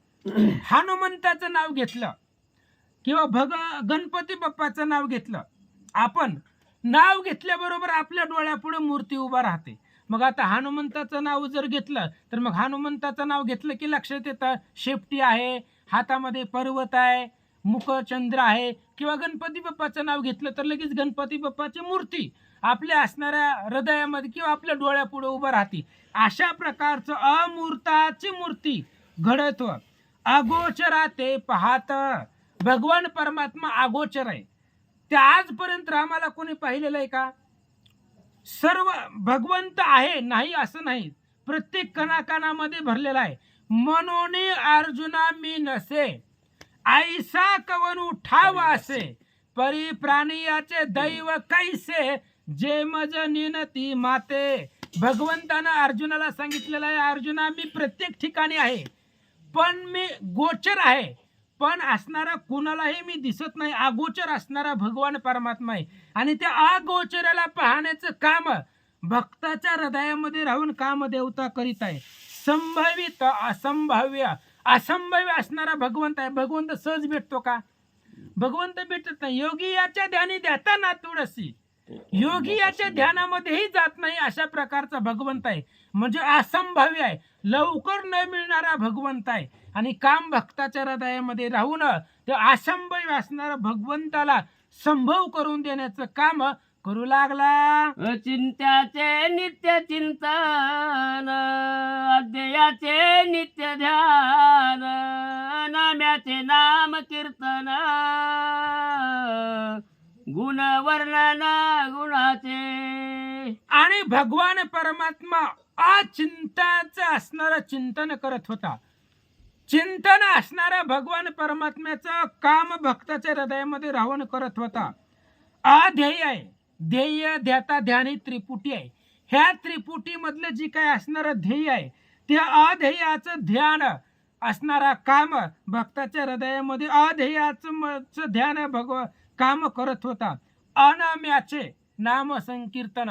भगवंताला नाव आहे का? नाव आपण ठेवलेले आहेत. आला नावा रूपा तुका म्हणे झाला सोपा. भगवंताला 1000 नाव आहेत. ही नावं कुणी ठेवलेली आहेत? ही सगळी नावं भक्तानं ठेवलेली आहेत. भगवंताला एकही नाव नाही, कुठल्याही प्रकारचं नाव भगवंताला नाही, ते आपण ठेवलेलं आहे. आणि भगवंताचं कामच आहे, भक्त ज्या नावानं हाक मारील, ज्या नावानं प्रगट व्हायचं ते त्याचं काम आहे. म्हणून अशा प्रकारचं ज्याला नाव नाही, अनाम आहे, अशा अनामाचं नाम संकीर्तन. आणि ज्याला कुठल्याही प्रकारचं गुण नाही, गुण म्हणजे त्रिगुण असेल, रजतम सत्व, हे कुठल्याही प्रकारचं गुण ज्याला लागू. आता प्रत्येक जीव त्रिगुणामध्ये आहे बरं, कोणता ना कोणता माणूस कोणत्या ना कोणत्या गुणामध्ये असतो, पण भगवंत या त्रिगुणाच्या पलीकडचा आहे. आणि त्या ज्याला गुणच नाही त्या अगुणाचं वर्णन काम भक्ताच्या हृदयामध्ये राहून करत होता, असं वर्णन गावबा काका किंवा नाथ महाराज सांगतात. अनचार्याचे नित्यार्चित चिदंबरा पांगरवित, सर्व अलंकारित, संभावित संभाव्या. आणि अशा प्रकारचं अर्चन भगवान परमात्म्याचं जे काय असणार अनर्च्यात आहे. लवकर अर्चन सेवन नवविधा भक्तीमध्ये अर्चन आहे. आणि अशा प्रकारची असणारी भक्ती चिदंबरा पांघरवित. आणि असा असणारा तो भगवान परमात्मा त्या असणारा भक्ताच्या हृदयामध्ये राहून सर्व अलंकार, सर्व सुख ल्यालो, सर्व अलंकारानं भरलेला भगवंत आहे. मग भगवंताकडे कोणते कोणते अलंकार आहेत? तर कौस्तुभ आहे, तुळशी माळा आहेत, पितांबर आहेत, अनेक प्रकारचे अलंकार भगवंतावरच्या असणाऱ्या स्वरूपावरती आहेत. आणि ते असणाऱ्या सर्व अलंकारानं अलंकारित केलेलं काम, ते असणारे काम भक्ताच्या हृदयामध्ये राहून करत होता. आणि असंभाव्य अशा प्रकारच्या भगवंताला भक्ताच्या हृदयामध्ये राहून संभवित म्हणजे त्याला प्राप्त करून देण्याचं काम करू लागला. चिदासी ओवाळजी सर्व मंगळा मंगल श्रेणी, विचित्र पुंजाची आभरणी, प्रीती करोने अर्पित. सतचित्त आनंद अशा प्रकारचा असणारा सतचित्ताची ओवाळणी भगवंताला ओवाळायचं तर काय ओवाळायचं? सत चित्त आनंद, सदोदित चित्ताला आनंद देणारा तो भगवंत आहे. आणि अशा प्रकारची ओवाळणी भगवंताला करत होती. सर्व मंगळा मंगळ श्रेणी, सकळ मंगळ निधी, श्री विठ्ठलाचे नामाधी. भगवंताचं नाव एवढं श्रेष्ठ आहे महाराज, काय नव्हे केले एका चिंतिता विठ्ठले. त्या भगवंताचं नाव घेतलं तर काय होत नाही. म्हणून ज्याच्या मुखामध्ये भगवंताचं नाव आहे त्याला जगतामध्ये काही अवघड नाही महाराज. आदट दाटू का महावीर, मुखी राम नाम निरंतर, तया कोण अर्थ दुस्तर, कार्य सत्वर साधिल. ज्याच्या मुखामध्ये भगवंताचं नाव आहे, आणि भगवंताचं नाव कसं आहे? सर्व मंगळा मंगळ श्रेणी, सर्व असणारं मंगलकारक भगवंताचं नाव आहे. म्हणून चित्र विचित्र पूजाच्या भरणानं आणि भगवंताची पूजा अतिशय प्रेमानं कामदेवता भक्ताच्या हृदयामध्ये राहून करत होता, असा विषय चालू आहे. संतोषावया श्री राघव, ऐसा कामे येवजिला भाव, तव वर्तले अपूर्व, निज लाघव रामाचे. अशा प्रकारचा कामानं भाव योजलेला होता. भाव म्हणजे त्यानं मनामध्ये अशा प्रकारची इच्छा मनामध्ये योजलेली होती. कशी?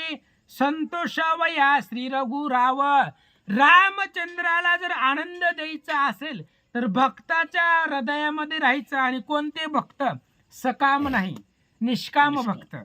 ज्या भक्ताच्या मनामध्ये कुठल्याही प्रकारची कामना नाही, अशा निष्काम भक्ताच्या हृदयामध्ये वास करून कामानं रामचंद्राच्या भक्तीचा जो मार्ग स्वीकारला तो असणारा अशा पद्धतीने मार्ग होता.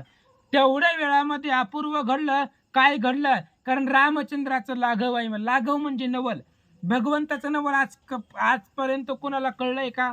चतुरा तो शिरोमणी, गुण लावण्याची खाणी, अशा प्रकारचा भगवंत आहे. नवल केवडे केवडे, नकळे कान वाचे कोडे, अशा प्रकारचा लाघवी भगवंत आहे. काय लाघव केला? सेवा करीत हरी के, मने उतराई कवतुके, काही झालो यथा सुके, तेव्हा आपुले देखे मूर्खत्व. आणि मग भगवान परमात्मा कुठं ना कुठं फसवण्याचं काम करतो महाराज. बघा 2 मिनिटांमध्ये सांगतो. ज्या वेळेस राम आणि लक्ष्मण शरबंधनामध्ये पडलेले होते, 2 वेळा शरबंधनाचा विषय आहे, आणि शरबंधनामध्ये पडलेले असताना भगवान श्री रामचंद्राने सुग्रीवाला सांगितलं, सुग्रीवा तू माघारी जा, घरला जा, आम्हाला आमच्या अवस्थेवरती सोड. जर सुग्रीव गेला असता, सुग्रीव जर रामाला सोडून गेला असता तर सुग्रीवाचं नाव कोणी घेतलं असतं का? म्हणजे भगवंताची सेवा दुरवली असती. आणि भगवंतापासून लांब पाठवण्याचं काम भगवंत करत असतो. भगवंत एकच करतो की भक्ताला लांब पाठवतो आणि विषयामध्ये गुरपटून टाकतो. मग आपण भगवंतापासून लांब जायचं का नाही ते आपल्या हातामध्ये. सुग्रीवानं ठरवलं, अनुसरलिया श्रीरामाते केवी मागू ते परतावे. एकदा रामाच्या भजनाला लागलं की महागारी सरायचं नाही, किती बी संकट येऊ द्या. मरावे जे रावण हसते ते येतीत सांडू देहाते, अनुसरलिया श्रीरामाते केवी मागू ते परतावे. सुग्रीव पक्का भक्त होता म्हणून महागारी गेला नाही. असो, अशा प्रकारचं लाघव करणारा भगवान परमात्मा आहे. काम सेवा करत असताना काय उतराई व्हावं असं कामाला वाटलं होतं, म्हणून भगवंतानी लाघव केलं. काय केलं? जेथे मनाची नकी न लगे, चित्त चिंतिता दाटी उबगे, बुद्धी बोधा मागेरी गे, उगे थोटावे. आणि अशा प्रकारचं असणारं मन आहे. शेवटी जिथं मनाची चित्त मन कुणालाही आवडता येत नाही किंवा मनाचा पार कुणालाही लागत नाही. चित्त आहे आपल्या चित्तामध्ये. आपण जरी एका जागेवर इथं बसलेलं असलं तरी चित्त आपलं जागेवरती आहे का? मन आपलं जागेवरती आहे का? महाराज वाचन करतायत, मी सांगतोय, पण मन आपलं इथं नाही, मन भरकटत राहते. कुठं ना कुठं मन फिरत असतं. चित्तही आपल्या जागेवरती नसतं. मन, चित्त, बुद्धी आणि अहंकार हे अंतःकरण चतुष्टयाचा भाग आहे आणि एकही आपल्या ताब्यामध्ये नाही. बुद्धी आपल्या ताब्यामध्ये नाही, मन आपल्या ताब्यामध्ये नाही, चित्त आपल्या ताब्यामध्ये नाही, काहीच आपल्या ताब्यामध्ये नाही, सगळं भगवंताची सत्ता आहे आणि भगवंताच्या स्वाधीन सगळं आहे. अशा प्रकारचे चित्त आणि मन ही कुठल्याही प्रकारच्या आपल्या ताब्यामध्ये नाही. बुद्धी ही बोधा पाठीमागे जाते, अहंकार थोटावला जातो. अजून काय काय होतं? रिगता इंद्रियाचा कडे तेथेही म्यान जानंद मुडे अखंडाची करोनी खंडे पूजा बंडे वाढविले. आणि विचार केला ते असणाऱ्या कामानं आपण भक्ताच्या हृदयामध्ये राहिल्यानंतर ना भक्ताच्या हृदयामध्ये इंद्रिय आहेत.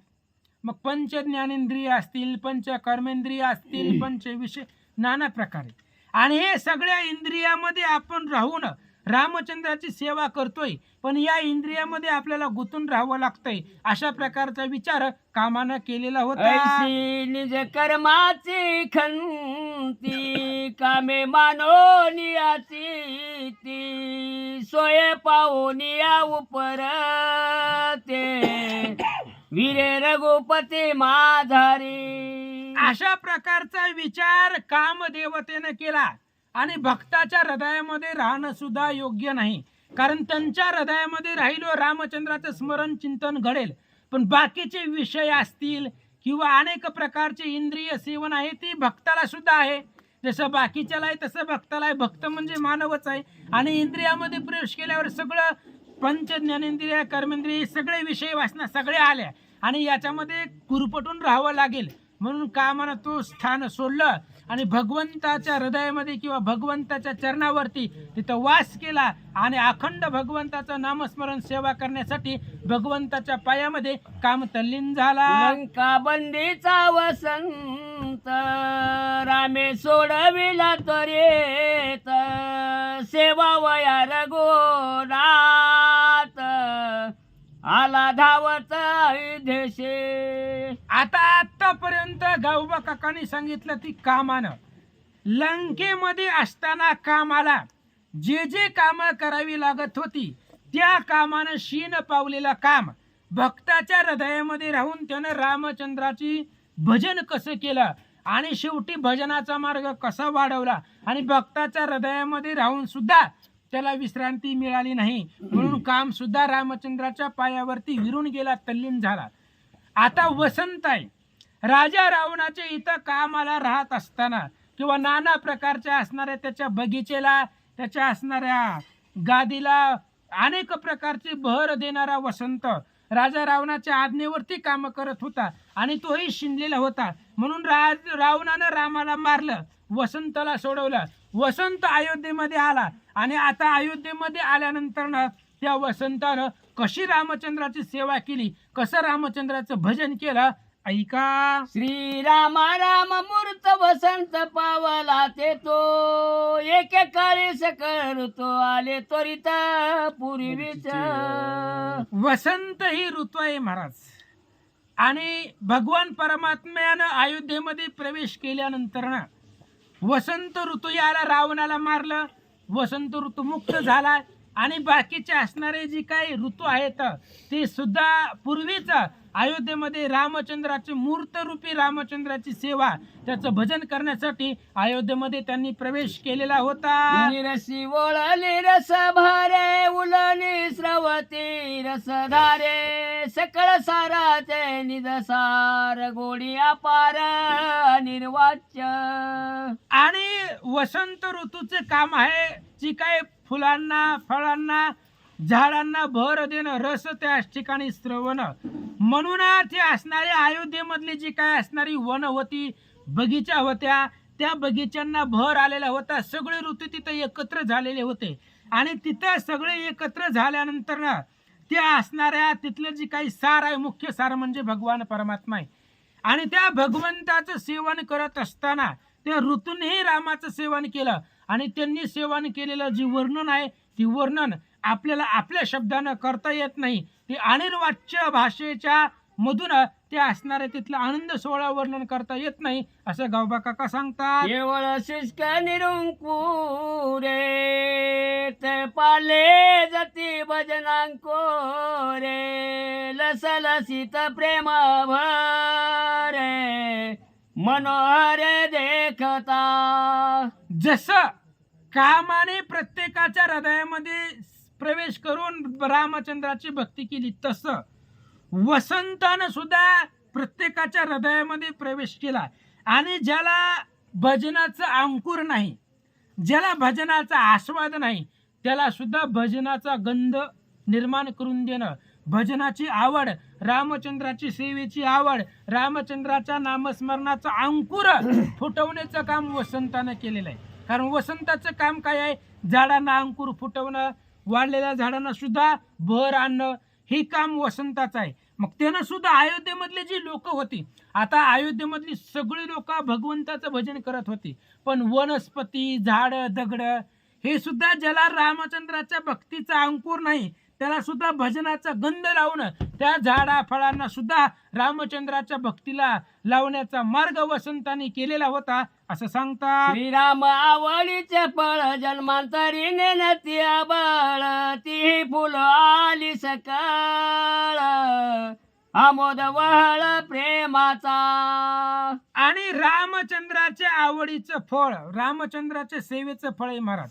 जन्मांतरी सुद्धा अनेक जन्म घेतली तरी भगवंताची सेवा करणं ही कोणाच्याही भाग्याचं नाही. बहुत सुकृताची जोडी म्हणून विठ्ठल आवडी, किंवा तुका म्हणे जन्मा आल्याचे सार्थक, विठ्ठलाची एक देखलिया. भगवान परमात्म्याच्या सेवनाचं फळ, ते असणाऱ्या सेवनाच्या फळाला अंकुर लावणं ही जन्मांतरी प्राप्त होत नाही. नाहीतर अनेक बाकीचे आहेत की महाराज, 84 लाख योनी आहेत, गाई म्हशी अनेक प्रकारचे जीवजंतू आहेत, त्यांना भजन करू वाटत नाही का? कारण त्यांना गंध नाही आणि ते करू शकत नाहीत.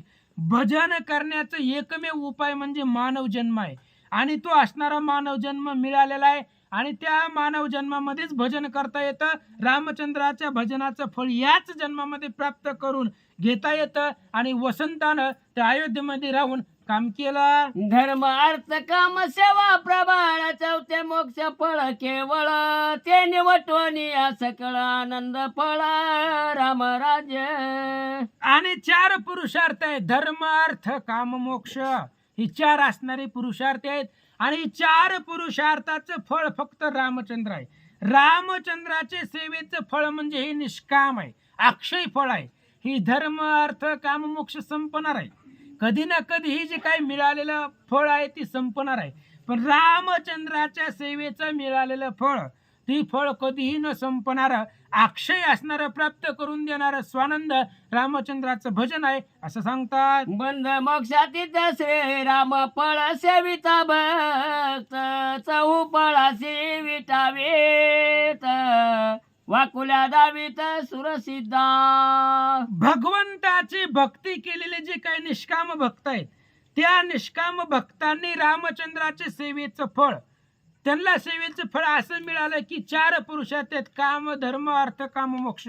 आणि 4 पुरुषार्थाला लाजवेल अशा प्रकारचं रामभक्तीनं निर्माण झालेलं फळ त्या भक्तांना मिळवलं. म्हणून सुरसिद्धांना विटवण्याचं, वाकडं दाखवण्याचं काळ, वाकडं दाखवण्याचं सामर्थ्य रामचंद्राच्या भक्तीनं त्या भक्तांना प्राप्त झालं, असं सांगतात. ऐसे देखोनी या वसंता लाज आली निज व्रता, तेथे मी काय सेवा करिता, जडला तत्वाचा चरण कमळे. आणि वसंतानं पाहिलं महाराज, रामचंद्राच्या सेवेचं फळ आहे हे 4 पुरुषार्थाला लाजवणारे, विटवणारे, सुरसिद्धाला विठवणारे, ही रामचंद्राच्या भक्तीमध्ये तेवढं सामर्थ्य आहे. म्हणून वसंत अयोध्येमध्ये प्रवेश केल्यानंतर त्याला लाज वाटली, आणि मग त्यानं रामचंद्राच्या चरणामध्ये स्थिरावला गेला. आणि चरणामध्ये सुख आहे. रामचंद्राचं जे काय असणारं स्वरूपामध्ये तेवढं सुख नाही, पण चरणामध्ये सुख आहे. म्हणून वसंतानं चरणामध्ये प्रवेश केला आणि तल्लीन होऊन बसला. ऐसे काम वसंतादी जाण, सकळ सुरवर आपण, श्रीराम राज्य सुख संपन्न, श्रीरामे पूर्ण गौरविले. अशा पद्धतीने काम आणि वसंत, कामालाही राजा रावणाच्या इथे त्रास झालेला होता आणि वसंतही शिनलेला होता. ही दोघेही लंकेमधून रावणाला मारल्याबरोबर तिथून सुटले, अयोध्येमध्ये आले. आणि अयोध्येमध्ये आल्यानंतर भगवान श्रीरामचंद्राची सेवा त्या पद्धतीने त्यांच्या पद्धतीने केली. कामानं भक्ताच्या हृदयामध्ये राहून केली.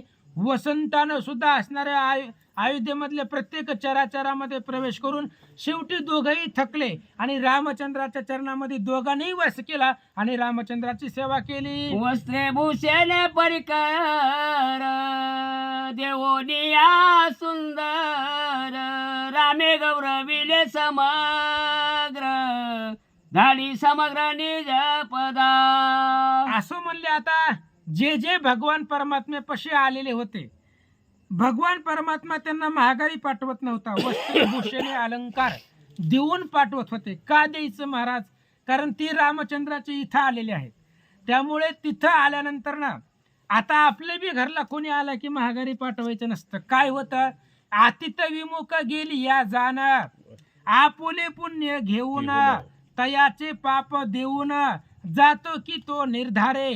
म्हणून भगवान श्रीरामचंद्रांकडे जे जे आलेले होते त्या रामचंद्राला त्यांना त्यांच्या पदावरती पाठवायचं होतं. मग रिकामं नाही पाठवायचं. वस्त्र अलंकार देऊन त्यांची पूजा करून प्रत्येकाला प्रत्येक देवताला आपापल्या पदावरती पोहोचवण्याचं काम भगवंताने केला. ऐसे काम वसंती जान वस्त्रे भूषणे परिकर देवोनिया सुंदर रामे गौरविले समग्र धाडी समग्र निज पदा. तिथे मिळोनिया सुरमांदी विचार करीती निजात्मद बुधी आमा गौरविले निज पदे परिशेषणे दि श्रीराम. आणि आता सगळे देव लोक अयोध्येमधून निघाले. रामचंद्राचा राज्याभिषेक झाला. रामचंद्रांनी सगळ्यांचा गौरव केला, कुणालाही ठेवलं नाही. सगळ्यांचा मान सन्मान गौरव केला. वस्त्रभूषण अलंकार दिले. सगळ्याला आपापल्या जागेवरती स्वर्गामध्ये पाठवलं. आणि सगळे देवलोक अयोध्येमध्ये आले. आल्याबरोबर सगळ्या देवलोकांनी मिटिंग घेतली, चर्चा केली आणि त्यांनी ठरवलं रामाने सगळं दिलं पण नश्वर आहे. वस्त्र अलंकार दिले, किती दिवस टिकणार आहे? कधी ना कधी संपणार आहे, फाटणार आहे, तुटणार आहे. मग रामचंद्राचा अक्षय रूपी जो प्रसाद आहे तो प्रसाद आपल्याला भेटला नाही याच्याबद्दलचा विचार देवलोक करतात. श्रीराम शेष दयेचा हाता स्वपद न राहे सर्वता क्षणे जाईल विकल्पता होय विचारिता पय ब्रह्मा. आणि सगळेजण विचार करू लागले. त्याच्यामध्ये मुख्य असणारे ब्रह्मदेव आहेत. सगळे देवलोक एकत्र केले आणि सगळ्यांनी विचार केला रामचंद्राचा तीर्थ प्रसाद आपल्याला भेटलेला नाही शेष, आणि त्या प्रसादासाठी कालेचीही आसे देवजळी झाले मासे. भगवान श्रीकृष्णांनी ज्यावेळेस काला केला गोपाळांसमवेत त्यावेळेस प्रसाद घेण्यासाठी देवलोक मासे होऊन आले होते पण भेटला नाही. म्हणून रामचंद्राचा प्रसाद आपल्याला प्राप्त झाला नाही.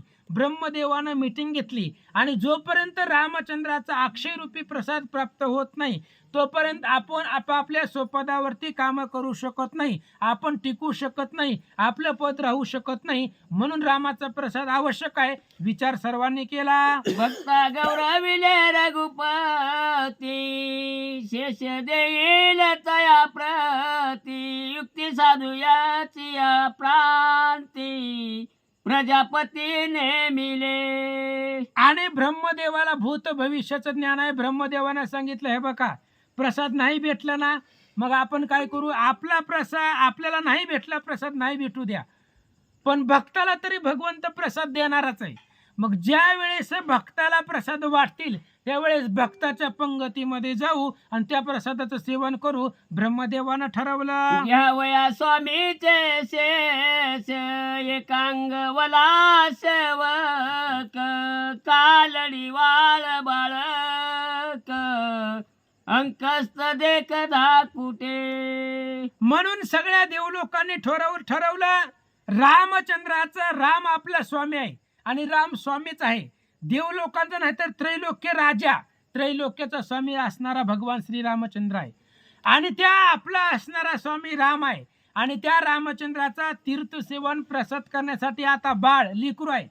त्या लेकराला जर बापाच्या ताटामध्ये जेवायचं असलं तर लेकरू बापाच्या मांडीवरती बसतं आणि ते असणारं जे काय त्याच्या ताटातलं ते सेवन करतं. तसं देव लोकांनी ठरवलं, राम आपला स्वामी आहे, बाप आहे, मालक आहे. त्या रामचंद्राच्या अंगावरती मांडीवरती बसू आणि त्याचा जो काही प्रसाद आहे तो प्रसाद सेवन करू. पुंडलिक वरधारी विठ्ठल श्री ज्ञानदेव तुकाराम पंढरीनाथ भगवान की जय. वेळू वाकुडे गायीना परी तुझाची मनविना. अशा पद्धतीने आज आमच्याकडे सेवा होती. आदरणीय आमचे असणारे सहकारी सुधीर महाराज लांडे आणि नानासाहेब खराटे यांना फोन केला, महाराज आपल्याला संपूर्ण महाराष्ट्र ग्रुपवरती सेवा करायचे. त्यांनी स्वीकार दिला. महाराज ही परमार्थाला मागं न सरणारी माणसं आहेत. कधीही फोन करा आणि कधीही बोलवा, तत्पर असणारी सेवेला उपस्थित राहणारे. आणि आज वेळी वाकडी सेवा करून अध्यात्माचा विषय पूर्ण आहे आणि मला अध्यात्म जमत नाही, कारण बुद्धिदाता भगवान परमात्मा आहे. बुद्धीची बुद्धी आपण अंतरात्मा रघुनंदना तेने हृदयी प्रवेशून त्या भगवंताने बुद्धी दिली, त्या पद्धतीने सांगण्याचा प्रयत्न केला. खरं तर विषय खूप अवघड आहे. ही विषय आमच्यासारख्या योग्यतेचा नव्हताच. हे मोठमोठे वक्ते या विषयासाठी पाहिजे होते, पण आता काय आहे, आमच्या भाग्यामध्ये आला. त्याच्यामुळं जसं जमल तसं वेळी वाकुडे गायीनं परी तुझाची मनविनं या उक्तीप्रमाणे सांगण्याचा प्रयत्न केला. जय श्रीराम.